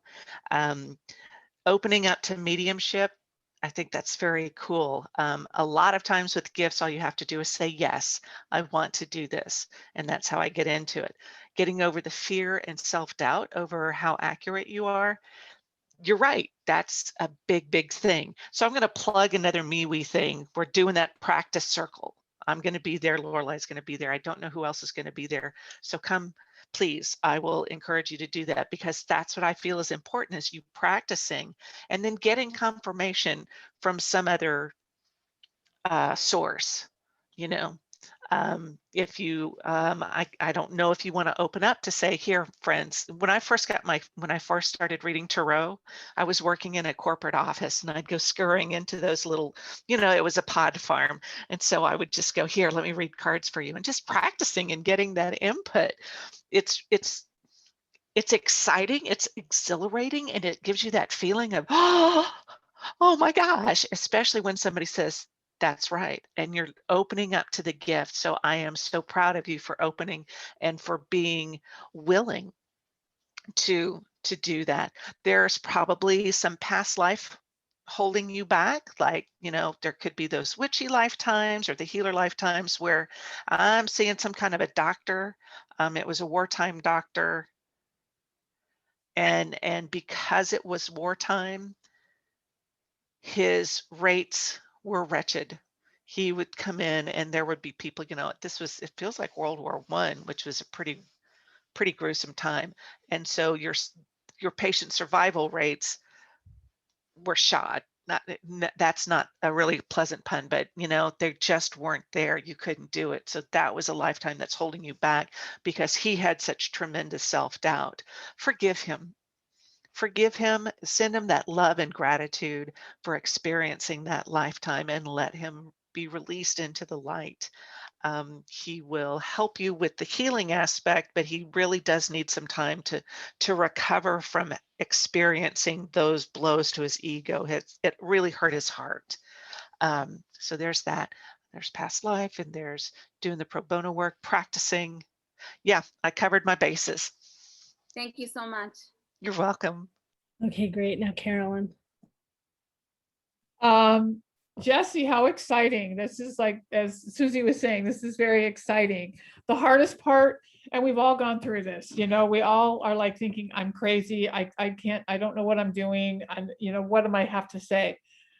We all have our own way of expressing ourselves. We all have our own gift. We all have our own side of the message. Just like you're seeing here in the panel, we all come from a slightly different perspective, the same kind of overall theme, but we see it differently. We perceive it differently. And so for you, it's a matter of learning, you know, there is no right, there is no perfection, there is no one way, there is your way. And you're going to learn as you practice and do this, what works best for you. And it'll probably change and evolve over time as you get more comfortable with it. But practice, practice, practice. That's really the only way to do it. And, you know, we all hate to hear that, but that's the truth of the matter.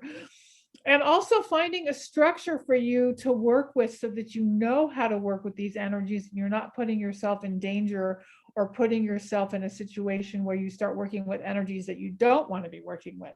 So you want to, you know, give yourself some guidelines and structure within that, and then really tapping into your intuition and using it so that, you know, you're satisfying that urge.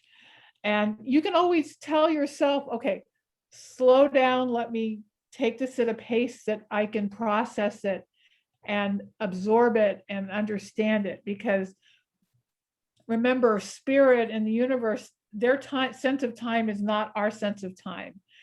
And they're like, okay, here we go, go, go, go, go. And you're like, you know, so you can just say, wait, time out, give me a day or two to process this and go to the next step and learn and take it at the pace that works for you, and ask when you need help, you know, get guidance, all those things. But congratulations on opening up and taking those chances and getting out there. I think it's, you know, and don't let the fear scare you. You know, we all have it. I still do. So you're welcome. I know Thorne's got something. I'm going to jump in briefly and share. So in the defense, when I look at how people protect themselves, you're more structured, and you also have the priestess talent. So people that are structured want it clean, neat, organized, totally, like, you know, neat, tidy, complete, you know, and so part of it is you're having to heal through some of your defense, some of your wounding from the first 2 years, probably with your father. So like that's here and in the mix about that. So I encourage you to look for places in your life where unpredictable things, when things have been messy, how it's been good, right? To help you have more comfort in that. Sometimes when things are messy and mysterious, that good things happen. And then the second thing with priestess, because they see what's possible, they can sense what's possible, they can also hold themselves or others to too high a standard. And so it's important to remember that you're taking steps. Right? You don't have to be a perfect practitioner like with 10 years of experience when you're beginning. Right? And so it's important, and like we all, like, we don't get it perfect every time, right? So wandering and discovering and noticing, and we're endlessly tuning and including new things and being aware of new gifts and you know, refining. So it's always going to be like that. And the more that you can get comfortable with that, the better you'll be. Okay, thank you. You're welcome. Yeah, and so just I encourage people whenever they're starting any business, don't charge a higher amount than what you feel confident you can deliver with someone. And if you don't feel good about something, give them a free something else. Like, do it in a way where you're not going to get so worried about it being perfect. Like, set up your structure so it supports you, so that things can be messy as you grow. Thorne.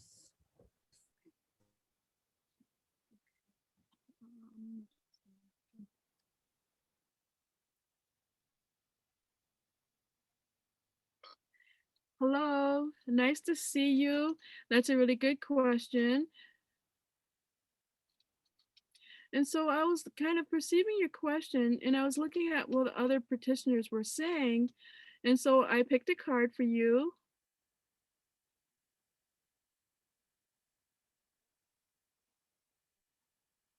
And so the color is related to is auburn. And so that's kind of a reddish brown yellowish mix, goldish mix. And so you often see leaves of that color on the ground. And that is interesting because we just finished winter and spring is going to be starting. So we're in this transition of season. And so it made me think about fear and you're feeling awkward and your anxiety. And so that is perfectly normal. And so that's part of the awakening process. And so, to realize that you have these skills and you're just kind of working through the anxiety. So that's the normal part of the process. We're human, you're also human. And so, it can be easy to be overwhelmed by these things. And so that is okay. And so it's really important not to let yourself become stuck in that with that anxiety, and am I right? Am I wrong? Am I doing this right? All of this kind of self-critical stuff.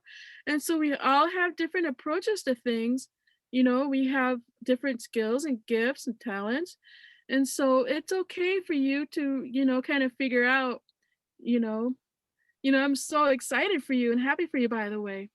But my point is, so with this card,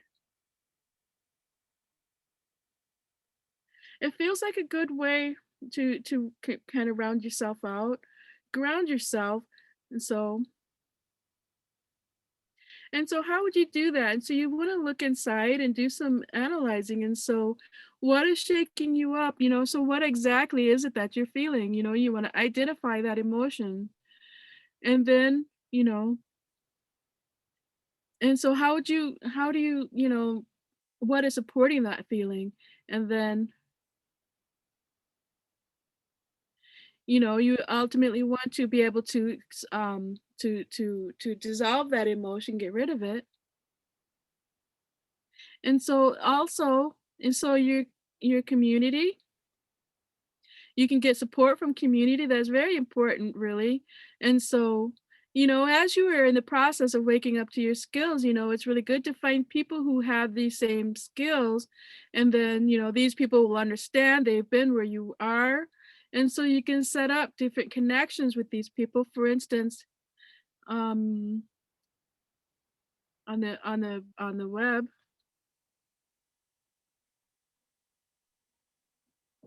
And so it'd be like a web of people, a web of support in your community. And so that can create a safe place for you to feel safe and to be able to go through your process, and have you, appreciate that experience. And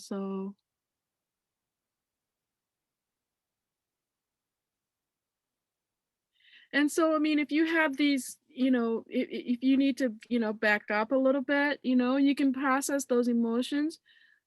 You can distance yourself from them a little bit, and you can analyze another emotions that you're ready to deal with. And so it will help you develop your confidence and develop your um your confidence with that. And so, I mean, you can look at things how you were not good about it, and you can look at things that you are good about and change it. And so if you continue to feel kind of negative, it could be a cord that you need to cut. If the energy has already been transformed, maybe you need to continue in a different way. So it's really important to trust yourself. That's foremost. And so if you have a lot of doubt and anxiety, you can ask other people. They will say it's okay. It's important that you give yourself permission to go through that process. I experienced the same thing, and I had to develop that kind of trust. And so I perfectly understand that. And so I hope that helped you. Thank you. Thank you so much. Thank you. You're welcome. Great. Other practitioners, anything else you want to share with Jessie?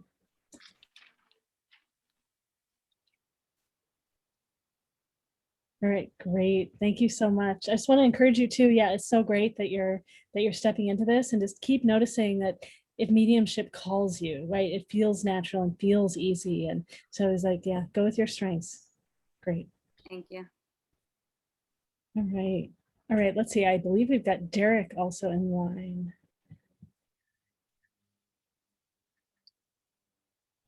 Unpin you and let's find Derek. Derek, are you here? I just rose my hand. I rose my hand. Okay. Oh, yeah. So let me now. Oh, great. Okay. Get you to the front. Oh, sorry, it muted you. I accidentally clicked the wrong button. Go ahead and unmute. Okay. All right, great. What is your question, Derek? Well, I'll try to keep it short-winded. It's okay. Go ahead. Okay, so I'm kind of new to this whole environment. I've been, I guess, spiritually awakened for the last 6 months. And a lot of things have been happening along the way that I can't explain. I'm in my mid-50s, so this is all new to me. I feel like I'm seeing things like multi-dimensional. I see rays of light. My body's always vibrating. So since I'm new to this, I went into a group on Facebook because I don't have anybody to teach me, you know. And I keep waking up between 2 and 4 o'clock in the morning, like out of dead sleep. I just wake up, don't know why. And they told me I should meditate, which still learning how to do. I'm not very good at it. But so I went on this group and I posted it, and somebody said they wanted to send me a message. So they messaged me and they told me to take a picture of I think it was my left hand. Was it my left hand? And I sent it to him, and he said that the reason why I'm spiritually lost is, to sum it up, there was witchcraft that was done to me when I was a child. And I just feel like no one should have that kind of power over you to be able to do something like that. Sorry, I didn't completely hear. Can you say something again? They said from your photo something about when you were a child. Can you? They did a reading on my hand. Yeah. And then they said that someone performed witchcraft, like bound my spiritual gifts. Okay, yeah. And that my ancestors were upset about it. And then he basically asked me for money. So I just thought it was, you know, I didn't know if it was true or not, right? Because I'm still new to all this stuff, right? And then he said, well, I tell you what, I'll prove to you, you don't have to pay me anything. I'll show you what I'm talking about. But I just didn't feel good about it. I never really messed around with that kind of environment anyway, like witchcraft and all that kind of stuff. I don't really mess around with it because I don't really know about it. But it's still been on the back of my mind. And then the next thing is, the other night I had a dream that I was in a spaceship, and I was the captain of a spaceship. So I got a lot of stuff going on. And so real quick, I was driving back from Las Vegas to California, and I take the back roads. I drive it like 100 times, even during the middle of the night. The road was I saw a sign that said, beware potholes. Never seen the sign before, right? My tire went flat. And so I'm out there, and then I see some orbs, right? And then they go away. And a lot of other stuff happened. But the very next day, I went back home and drove the same way. No potholes, no sign. So, I mean, there's this I'll turn and I think I see something. And then I turn back, I don't see it. The other day I was driving with my wife, I saw green lights, rays of lights. She didn't see it. It's just very confusing, this whole world that I'm in now. So I guess my question is I really would like to know what I was in my past, like to know what to do in the future. And that's about it.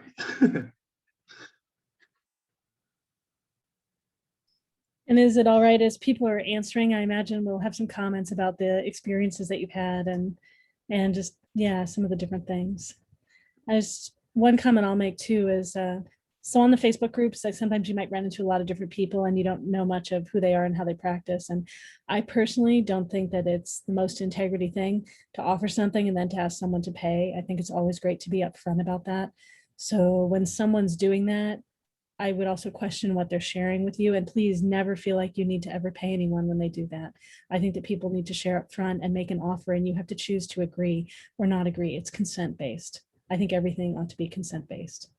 So please don't ever feel uncomfortable if someone does that. I don't think that's fair and right. Can you be bound by witchcraft? I believe that if you don't want to be bound by something, you can have it pass by and not attach. So you can be safe. Don't feel vulnerable to that. You know, when we have wounds from as children, there are ways that we might believe and let something come in that we can cut those and let those go, and we can prevent them from forming. So let's see, we've got Dr. D and then Marianne, Susie, and Carolyn. Dr. D, go ahead. Okay. Hello, thank you for sharing that powerful story and experience. First of all, Derek, I can't see you, but I don't know how to work the screen. Let me see. Hold on, there you are. Okay, I have you on my screen. I want to thank you for sharing your powerful experience about that, and some of the practices that some people do will help others that are on this call learn and be an example what they can do. So I thank you for that and being open to share with us and welcome us into your space to assist you. That's what we do, we assist. Also want to thank you for waking up. And the reason you seen the orbs, I got excited because as you were talking, I knew you were going to see, when you said you took that back road again, it came into play exactly what's going to happen. You've been contacted, what I call galactic, from your galactic future family for quite some time. And they want to connect with you. And they use different means. Unfortunately, you had an encounter with a young man that is fear-based, and that's what some sects do, sector do, put that fear-based. Do not fear. Fear nothing. You, as I like to tell everybody, you have the energy and power to overcome all obstacles or things that are in your path. You have the ability to make everything right that you want right in your life. That's how powerful you are in your mind are. Know that first of all, because Spirit is telling me, I need to help you get past the fear. I can hear it in your voice. There's nothing to fear. You are okay. You are well protected. And your ancestors, yes, all our ancestors watch out for. All our ancestors are right there, as well as our guardian angels. We just not have to know how to call upon them. And what he did is just gave you an open to be able to call upon the different guardians and also learn to ground yourself. There's things that I do for people that are just waking up, to get in your mind. Do you know how to meditate at all? Well, I've downloaded like 2 different apps to try to teach myself how to meditate. So guided meditation? Yeah. Okay. But I'd say no. Not very. Okay. There's guided meditations and there's different ways to do that. My thing is that you can do that. Look it up on YouTube or great books. But the thing is, I'm hearing for you is to get the frequency 528. You ever hear of that? 528, it's a frequency. It's a universal frequency. It helps. Sometimes they have it with a binary beat, and binary beat's not working for everyone. But that's what I'm getting for you, to basically help you open gently and softly and not harsh. Because what he did, he gave you that, and it just, everything went haywire. But we wanted you to go gently, because that's how your ancestors and connected. You are a galactic connection in ancestry. You come from this and you have gifts. That's why you're able to see, and they want you to bring forth different messages, not just your ancestors that you're seeing, the orbs, and also I would like to call different beings, but also the energy. Because what I'm seeing is, like, you ever feel like you see like a heat wave? You ever see something hot and it looks, and it's like a wave? Yeah. Okay, that spirit, just not that particular there, but I'm just showing you these are forms. Spirits, I call them entities, and they connect different ways how to get your attention. And they've been screaming to get your attention, and now you're ready. They're like, he's ready, he's ready, he's ready. We got you. So I want to give that to you, the 528 megahertz. Listen to that frequency. I want to give you what some people call prescription, which is simple, is a baking soda bath or a salt water bath. If you want to take salt water, removes the negativity of that and bring in positivity. There's different, the baking soda cleanses not only the body, but also the spirit. Some other things you can have around you are lemon and oranges. They absorb different energies of the negativity. So the thing is to get your mood uplifted. And there's different oils, and the crystal I have for you that is coming to me is amethyst as well. For you to get the amethyst, that helps you open up. And if you can get a clear quartz, that helps amplify if you can't get the amethyst. Okay? So this, I would say also, as you're going through, this is a process. I would take a total of 7 different those baths for 7 days and put your intention out there. I don't know what your belief system is, but I'm getting from them this is a shaking your spiritual belief. It doesn't need to be shaken. Everything is the way it's supposed to be. Am I? No, I'm all in. I actually I script every day now. Okay. So I'm doing basically things that I picked up on, you know what I mean? So I script, I do, I still meditate. And I've ordered some stuff, some stones already. Okay. Some Congrats. I think you're doing an outstanding job. Yeah. You're doing an outstanding job. I am just so happy for you, because this world that you have entered, my friend, is beautiful, and there's nothing to fear. So what's so funny? What's so funny is I don't watch TV anymore. I'm always looking at stuff on YouTube. It's like I want more and more and more information, and I want them to hurry up and like talk to me and speak to me. And I'm very impatient. Even though I scripted, I will be patient. I'm not patient at all. There's nothing wrong with that. We all been there. Trust me. Some of us have been there for a little bit longer, but it's okay. Just be patient. I'm going to say this, be gentle with yourself. If that was your wife and she's going through something and she's going through a transformation, are you gentle with her? Yeah. Of course you are. Yeah. So be gentle with yourself. So you come to the right place. You're among people that are going to basically help you. But along with the bath, like I said, do affirmation, positive affirmation, realizing I am strong.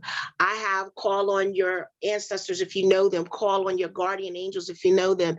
Bring in Raphael when you have any fear. You know, I want you to go back and even call on your galactic family, let them know I am here, I am listening, I am just waiting for you. And I know they will not come. Let me tell you something, they're not going to come as long as you fear. When you start fearing, guess what? They don't want to scare you. And You it's got a me frequency. vibrating right now.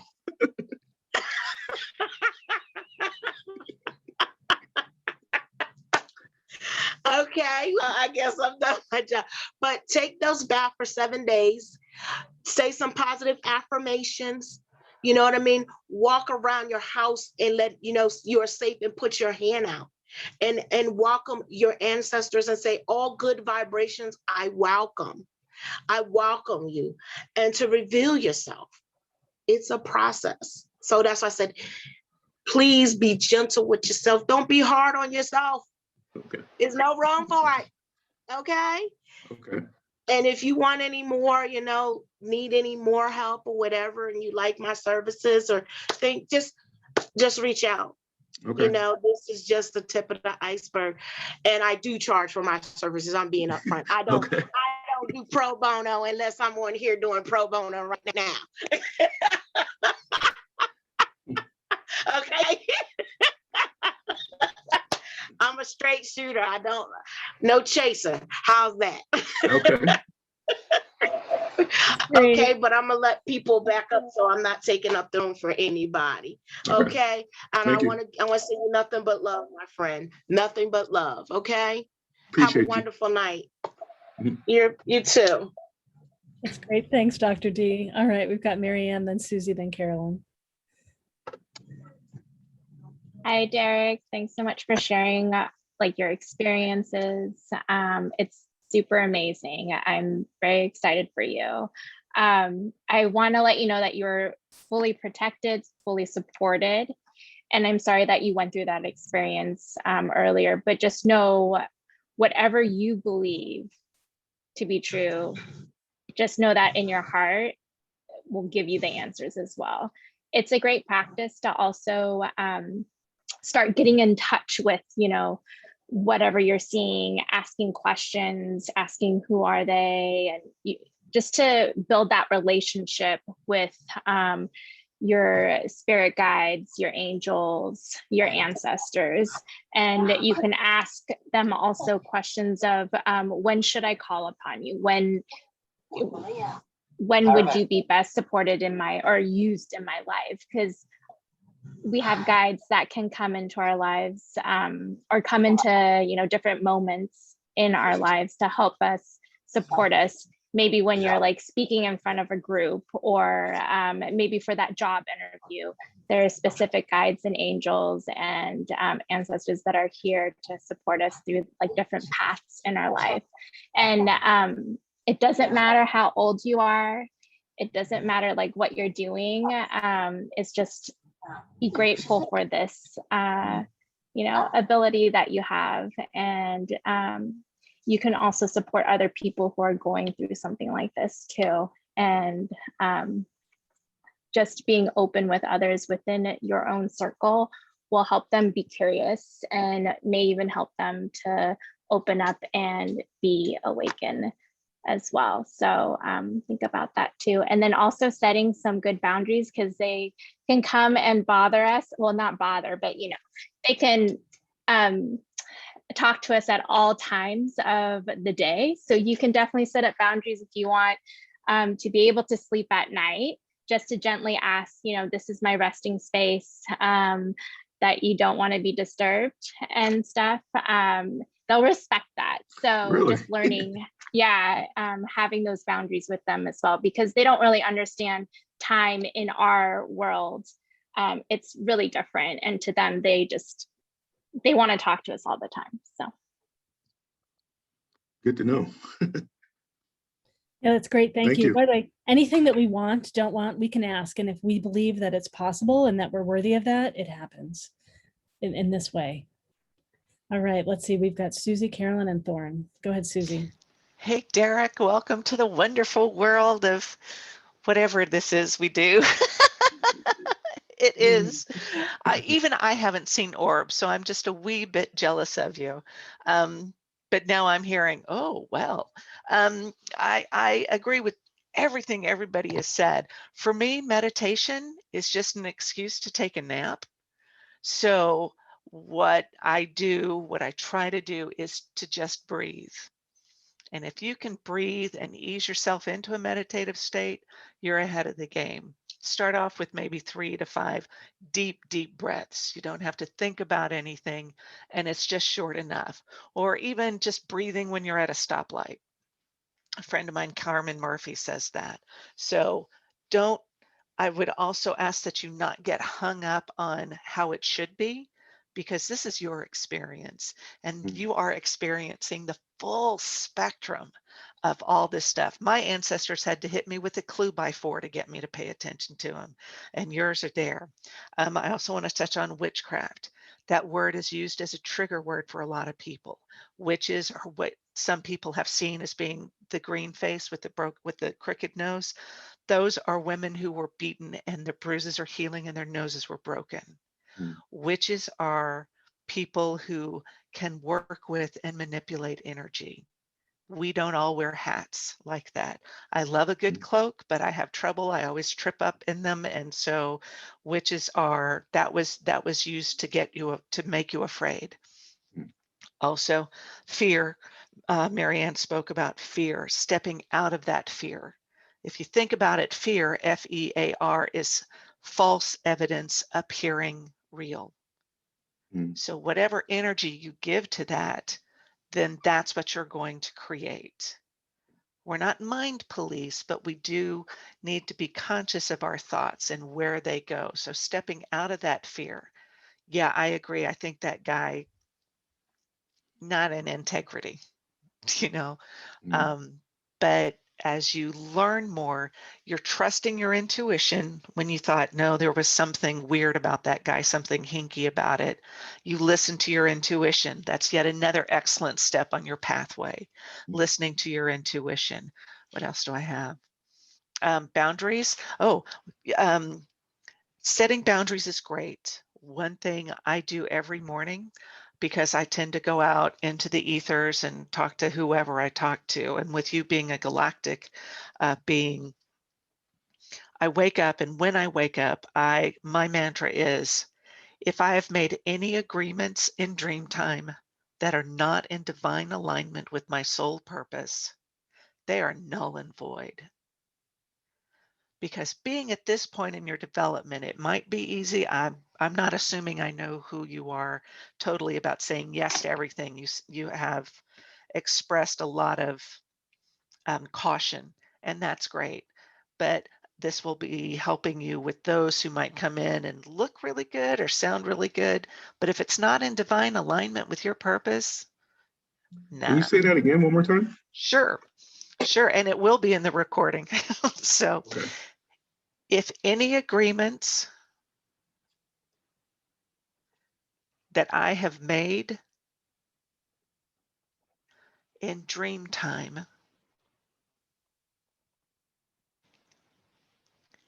are not in divine alignment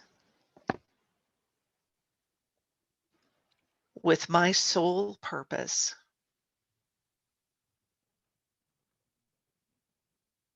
they are null and void.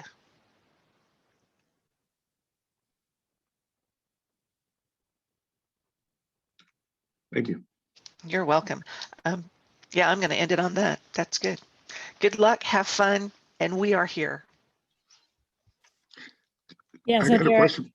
Just so Derek, if you just found us, we have a ton of different events. So yeah, a lot of us are here a lot of the time. What's your other question? No, I was going to ask her because I think she answered someone else's multi-dimensional question earlier, and I just was going to ask her, what does she think about that? Being multi-dimensional, yeah. Galactic Ashley, who is another practitioner here, is all about the galactic beings of light. I have channeled multi-dimensional beings.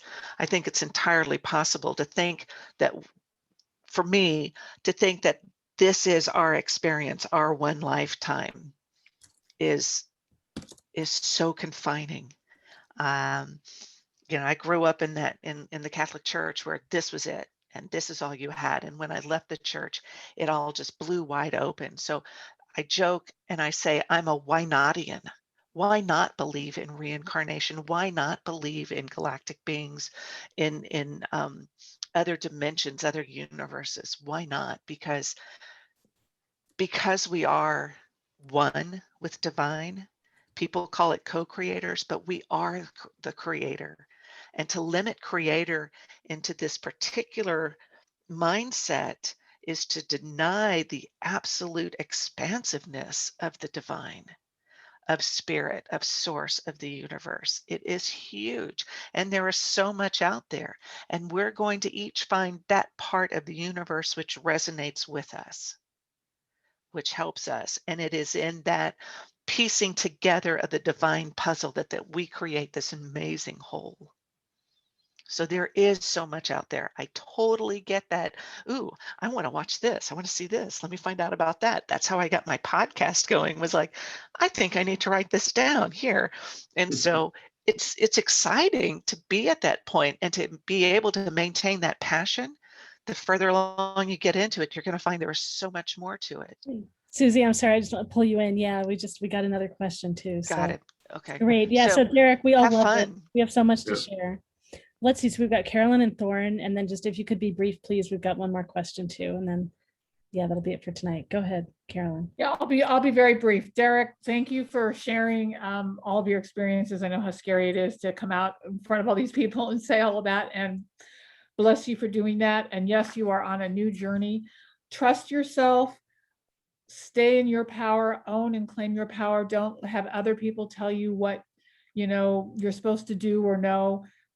Start to trust your intuition, experiment, figure it out. You were already doing that just with that guy. So that's great. So listen to that voice. Your highest self will not set you wrong. So learn to recognize that voice versus those other voices that are trying to steer you on the wrong path. And just also make sure you ground. I know I've said this a couple times tonight. It's really important being on this plane and while you're working with all these new energies to make sure you're balanced and that you are grounding so that you have that support between those higher energies that you're learning and dealing with here, but you're also staying very grounded and present on the earth energy, because that will help you with these change of and frequencies and that you're dealing with in your body. You need to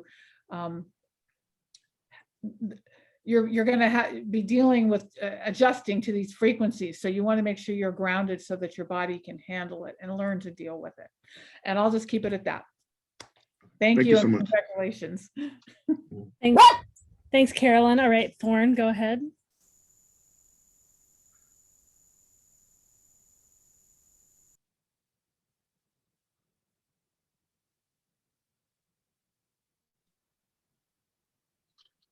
Go ahead.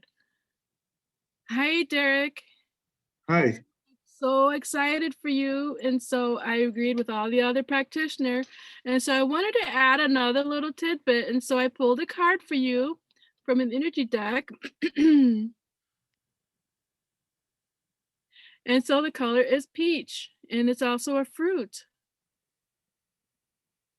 And so it's like an orange and yellow stone, an orange and yellow crystal. And so the stone would be citrine. Yes. Okay. And so I want you to know that. So that's the color of the sun. And that's the color of inspiration, the color of your joy.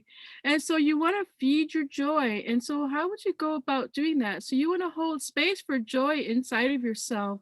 And so you want to continue to learn, you want to continue to understand and pick up these different aspects of your new world. And so you want to enjoy your experience. And so you want to make sure you don't judge yourself. You know, you don't want to be like really critical, self-critical, none of that, leave that behind.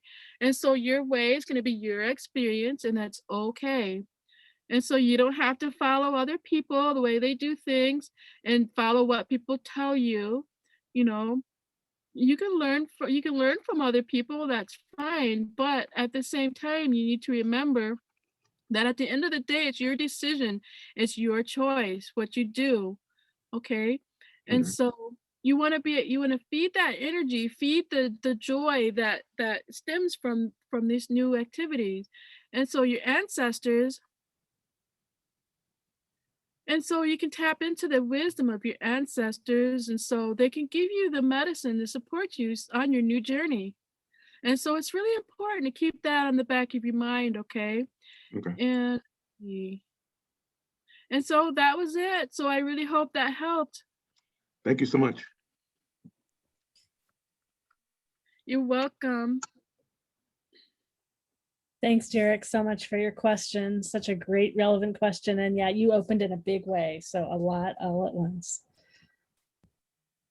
All right. All right. Let's see. So Pauline, we've got one more question. So let's move you. And then let's get Pauline in. Pauline, if you unmute and start talking, I'll be able to see you more easily, probably how to get you to the front. Put my video on. Can you see me?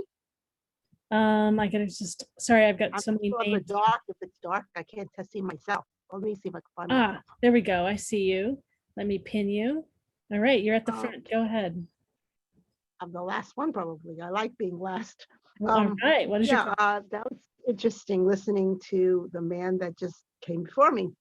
I've been doing this for 30 years, studying. I, touched my gifts, and then I run away, and I think now I'm ready to come forward, and I keep going back and forth.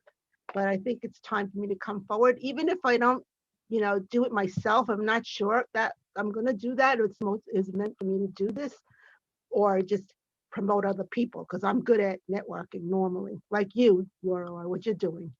That's really what I really like. I think I like that better, because I don't like, promoting myself. I prefer not just me. It would be great, like how you do it, where you do both, help other people and yourself. So I'm actually curious if, I don't know, the reason I actually came in was because about this courting. I have somebody that I demanded my twin flame. At that time, I called it the twin flame. He came into my life exactly when I asked, in 2000. He's back in my life because now I'm, widowed and I'm available, but he's, not, and I sort of feel like I need to have a partner in this going forward, because I have a feeling I'm going to be doing a lot of things, and I think I need more grounding. This person is not more grounding, though I don't think I need him. I know I could do this all. I'm supposed to be self-sufficient and do this all on my own. But I have a feeling he's somebody that's really significant, that would be good for both of us, so that we both could go out there, but he's not willing to go out there. I don't know if I should cut the cord or not, because I've asked the universe if, because I really want to be married by 2022. This is my goal. I feel that that's just the right year universally, and based on my numbers and everything. He mirrors me in every way, numerology and astrology. That's the only reason why I feel, and we've had a past life, I know this, but he's not ready to do anything. And I actually manifested somebody that just asked me to marry him. Somebody, basically a stranger, who's got millions of dollars. I sort of put it out there. It would be nice to have somebody support me, and I don't have to do anything. I wouldn't have to worry about money, and then I could, start all kinds of things to help the spiritual community. And I have an opportunity. This man really wants to get married, and I don't really know him. And I was just joking, telling this man that I really want, that I got proposed to, and I manifested this, and he just sort of, well, congratulations. So I have a feeling that I should walk away from him, cut the cord, and just move on and do what I need to do, even if it's just by myself. I feel like I'm supposed to do all of this on my own. I've never had a chance to be self-sufficient. I've always had, I've had a husband who passed away 5 years ago, wasn't into any of the spiritual stuff, but the man that I really want is very into all the spiritual stuff. But he has nobody to listen to him. And I feel like I could help him come with me, and we can, because I know we have a lot to share with the world. We're just typical people, just like we don't have like degrees. We're just a typical a father, mother and father kind of a thing. We just got our gifts. We had them all along. We're both galactic beings. So I don't know what to do. Part of me wants to just cut the cord and just see what happens. And if it happens, it happens. No big deal to me. I need to be on my own by myself. I feel that I need to do that. Well, so just an interesting thing you said there when you talked about, you went about 2/3 of the way through, and then when you said, I need to cut the cord, you had just been talking about the man with all the money. And then I think energetically you were talking about the other man, the twin flame from long ago. So just interesting the way you were mixing that up. I heard you. And just curious, is the man with the millions, is he open? Is he spiritually open? I don't know, but he's a comedian. At least he can make me laugh. But I don't know where he's at spiritually. I only know him through a radio show, and we had some words. I'm very opinionated, and so I don't know if he's gonna like that, but he's just so lonely now, and I don't want to really have to help somebody heal. Yeah, I really think he wants from me, even if he has all this money, it's just gonna take me down. I've been I'm just curious. I'm just curious in case he was showing up with all these other things that you might have asked for. And so by the way, I'm a matchmaker. I use my eye readings for matchmaking too. So blah, blah, blah, blah. All right, and you can find people quickly, really, really good partners quickly when you know how to find them. All right, Carolyn's in line, and I'm sure more people have things to share. Go ahead. Thank you so much for your story sharing. I feel that definitely cutting the cord is the best thing. First of all, you can free him up, let him go, release him. If it's really meant to be, and it's really best for you guys to be connected and bonded, then it's not due to this old attachment, but it's coming freely so that he can come to you of his own volition. And also for yourself, I think you need to, well, I shouldn't say you need to. I think it would be great if you could really claim your feminine power, your energy, be in that goddess energy and shine and bring it out there in whatever way you want to, so that you're able to then attract the best person for you. Shine your true self, shine who you are, be yourself. Allow that to come forth in spades, just really own it right now. You've got nothing to lose. Own your power, own who you are. Then you will be able to attract and find the best man that is the best match and partner for you, that's not filling in any gaps. You have it all within you. You don't need someone, like you said, to take care of or have to fix or, do all of that. So be strong. Own up who you are, own up who you want to be, and set this other guy free. If he's going to be there and he wants to be there, he'll find a way to come back, and he will be there with you. And that's my sense. Thank you. Thank you very much. Yeah, that's great. All right, Susy. And I truly will keep it short. I recommend you cut the cord, because as you release things, you're making room for other better things to come through. There, I told you I'd keep it short. Super short. All right, we've got Thorne and then Marianne.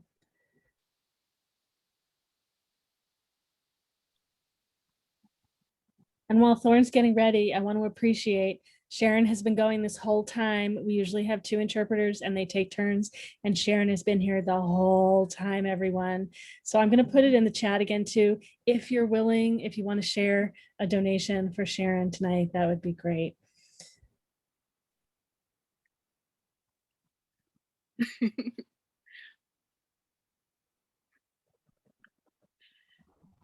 And so I'm going to keep it short and sweet.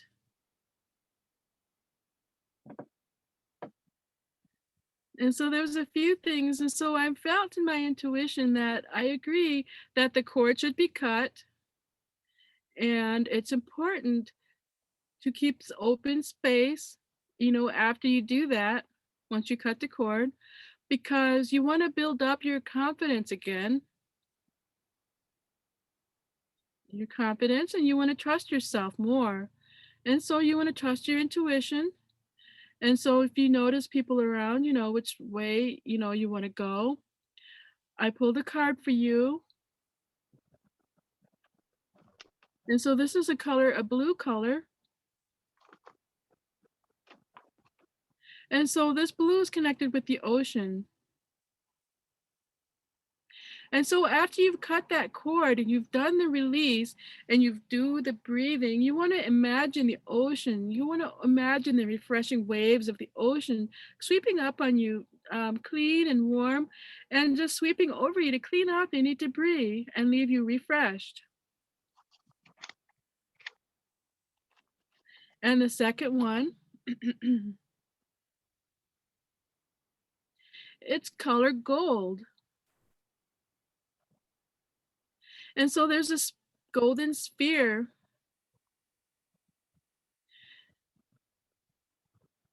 that you can ground your energy in. And so you can glow yourself up and just really allow that gold to shine through yourself, like the sun shining through you. And so that energy, you're supposed to, that it will attract energy of your partner, different friends. And so you want to attract the partner that inspires you. So as the energy that you put out, the frequency that you put out, you will attract the similar energy. And so, the kind of energy that you want is what you will put out.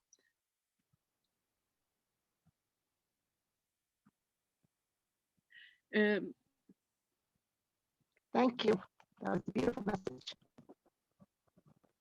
Oh, and consent. And so with the agreement, that's what you want to focus on. All right, and so I wanted to keep it short and sweet, and there you have it.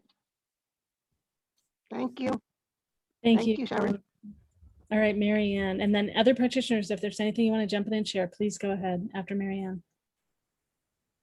Yeah, just like what everyone said, I agree with. And I think also, imagining you being filled with the light of the universe of source is so helpful as well. I sense a lot of urgency. And so I think what people have mentioned to help ground you will help you a lot to just sort through all the information you're receiving. And it seemed like I just heard multiple times, saying like, maybe I should be alone. I feel like you almost have the answer, but sometimes it's hard to, own up to the answer that we are receiving ourselves and feeling. So getting into a place where you're able to ground, where maybe sitting with your power will help you to sort through all of the information that you're receiving. And this is like your time to heal. And I think that's why there's been this like back and forth. You're healing a lot of wounds, not from this life, but also from past lives too. And it will already like pave the way for the future as well. So yeah, and you are not typical. You are an amazing being. So I just want to mention that as well. Thank you. And by the way, I heard what you said about Shungai. You guys know that I use the Shungai. I don't know if you guys don't like the ex-president, but I had the Shungai on him to protect him. And even if he did get COVID, if it was a real positive, that he did not suffer because whatever toxins were put into his body, he went through it really quickly. So I do believe that Shungai is really important, especially in this time of COVID.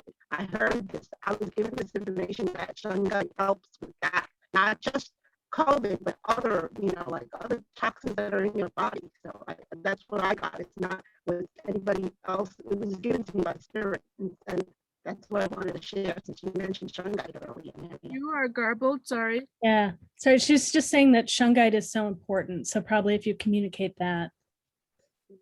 Okay. Thanks, Pauline. Oh, yeah, I'm sorry. Pauline, something weird happened and it's very hard to hear you right now. But so Dr. D and Laurie. Yeah, I'm on a smartphone. I don't have anything bigger. Sure. Dr. D and Laurie, is there anything that you want to jump in and share? Feel free if you want to. Yeah. Okay, great. Well, thank you so much, Pauline, for your question. Yeah, it's great. I want to encourage you, just with everyone else, to not get lost in taking care of other people and helping lift other people in a way that isn't really a good energetic exchange, in a way that empowers you also. All right, great. So thank you so much. All right, well, so practitioners, I'm gonna put everyone's, I'll put everyone's information in the chat again.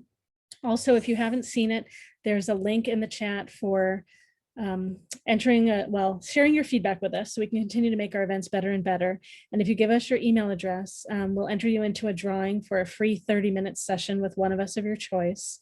We have lots of upcoming events too. Some of the upcoming events are on Friday, March 26th, we have a MeWe fair.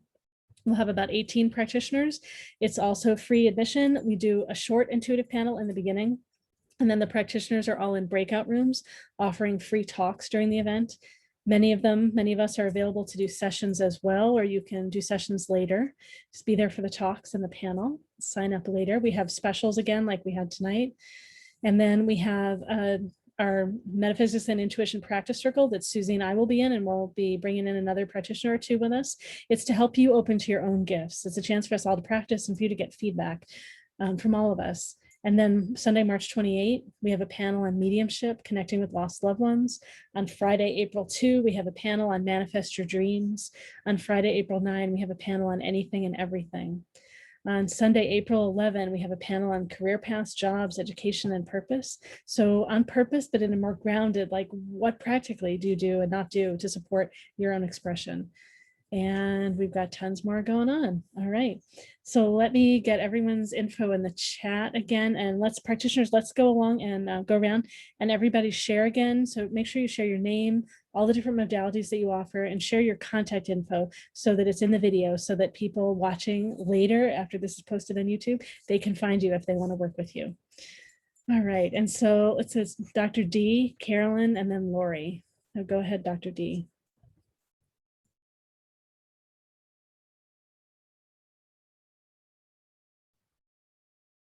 Whoop, Dr. D, does it work for you to go first? You might be, oh, sorry. Share about yourself, your name, your modalities, and how people can contact you. It's been a good day. I am Dr. D. My modalities, many things. As I said, I'm a shamanic medicine woman, not women. I am one person. Sometimes I'm 3 or 4. I do biofeedback, alternative medicine. I do spiritual readings and consulting using other different aspects. You can go to drdmedphysician.com, drdmedphysician.com, and I'll be more than happy to help with you. Tonight, I have a special for the people that are listening for 33% off on biofeedback. And for tonight, just now, I will basically take off $25 for anybody that wants 60-minute reading with me for tonight that are on this show tonight only. So that's my special for you guys. And Thank you. They have to reach out to you in like the next day or so. Like, how quickly do they have to reach out? They have until 2 days. They have until Thursday. And put it in my email, because right now I'm in a different state and doing 4 different things at the same time. So if you email me with this date and your name, and I see that you're on the list, I will definitely honor that, what I told you. Is that good? I'm done. It's a reading, or which type of service? I'll put it in and I'll repost it in the chat. Okay, 33% off for biofeedback and $25 off for a spiritual reading for 60 minutes. Got it. I'm going to repost it in the chat, everyone too. All right, great. Carolyn, you're next. Thank you. Bye. Okay, I'm Carolyn Osborn, energy intuitive. My business is Chiron Energy Medicine, and I work with people and animals. I can be reached at my website, which is Chiron, CHIRON, energymedicine.com. My email is Carolyn chironenergymedicine.com, and my phone number is 818-776-8432. I do energy medicine healing work for people and animals. I'm an animal communicator, and I also do medical intuitive readings. And I work for both the animals and the people to help in whatever way they need, physically, emotionally, mentally, or spiritually. And I offer a free 20-minute consultation, which you can get on my website. And I have a discount in there, 20% discount, good through April 5th.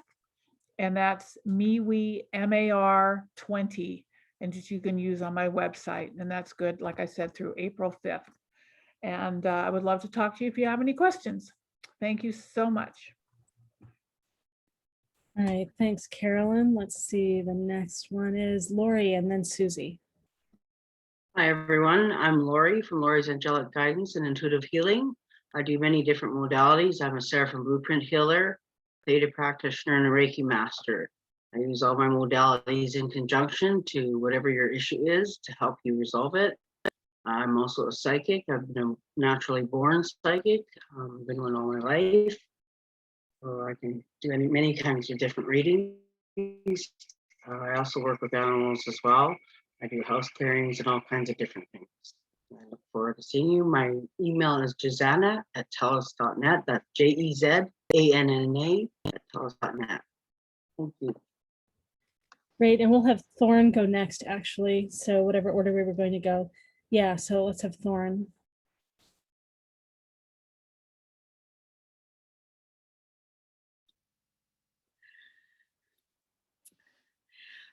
Hello, everyone. And so it was such a pleasure to be here with you all.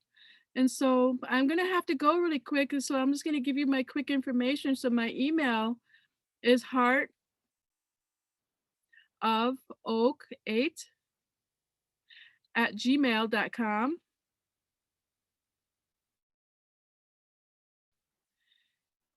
And my Instagram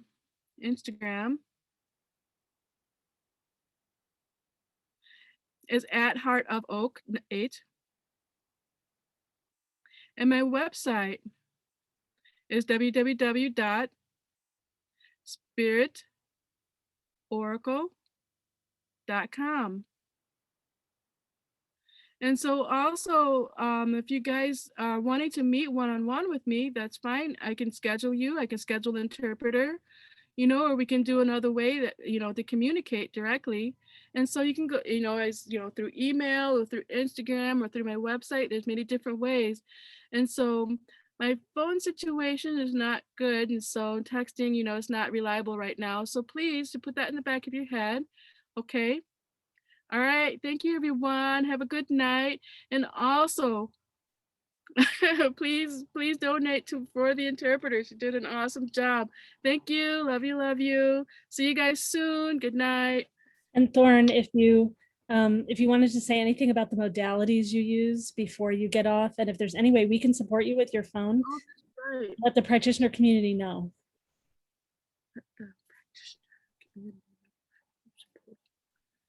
Okay, yeah. And so I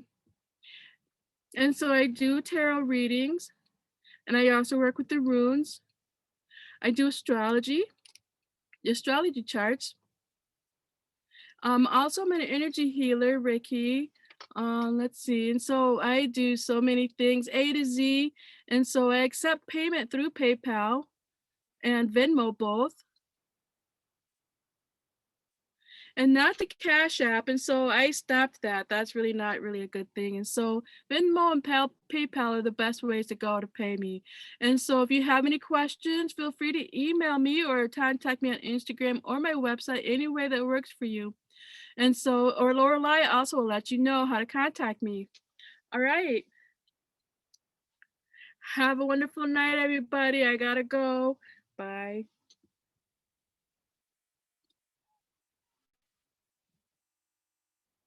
All right, I think Susy was next. Go ahead.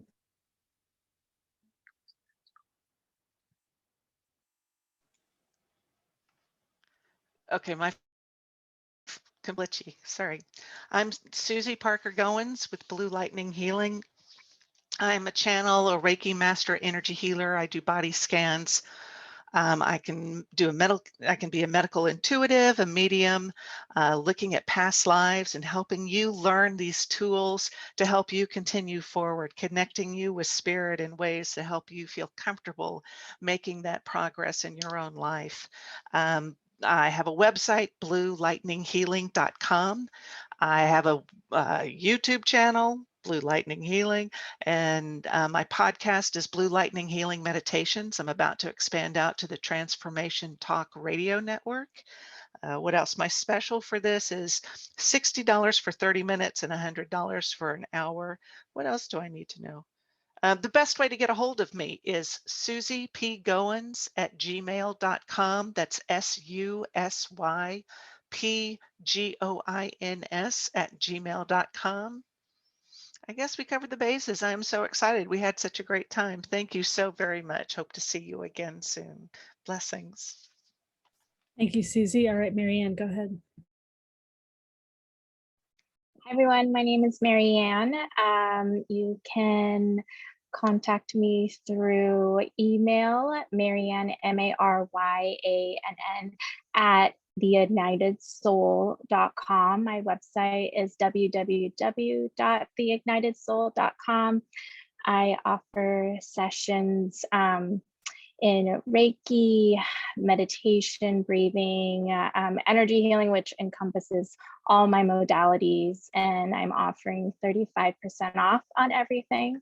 And what else? I think that's it, but I'm super grateful to be here. I'm super grateful for everyone who joined. I had a lot of fun, and it was really great to just share a lot of love with everyone here. So thank you.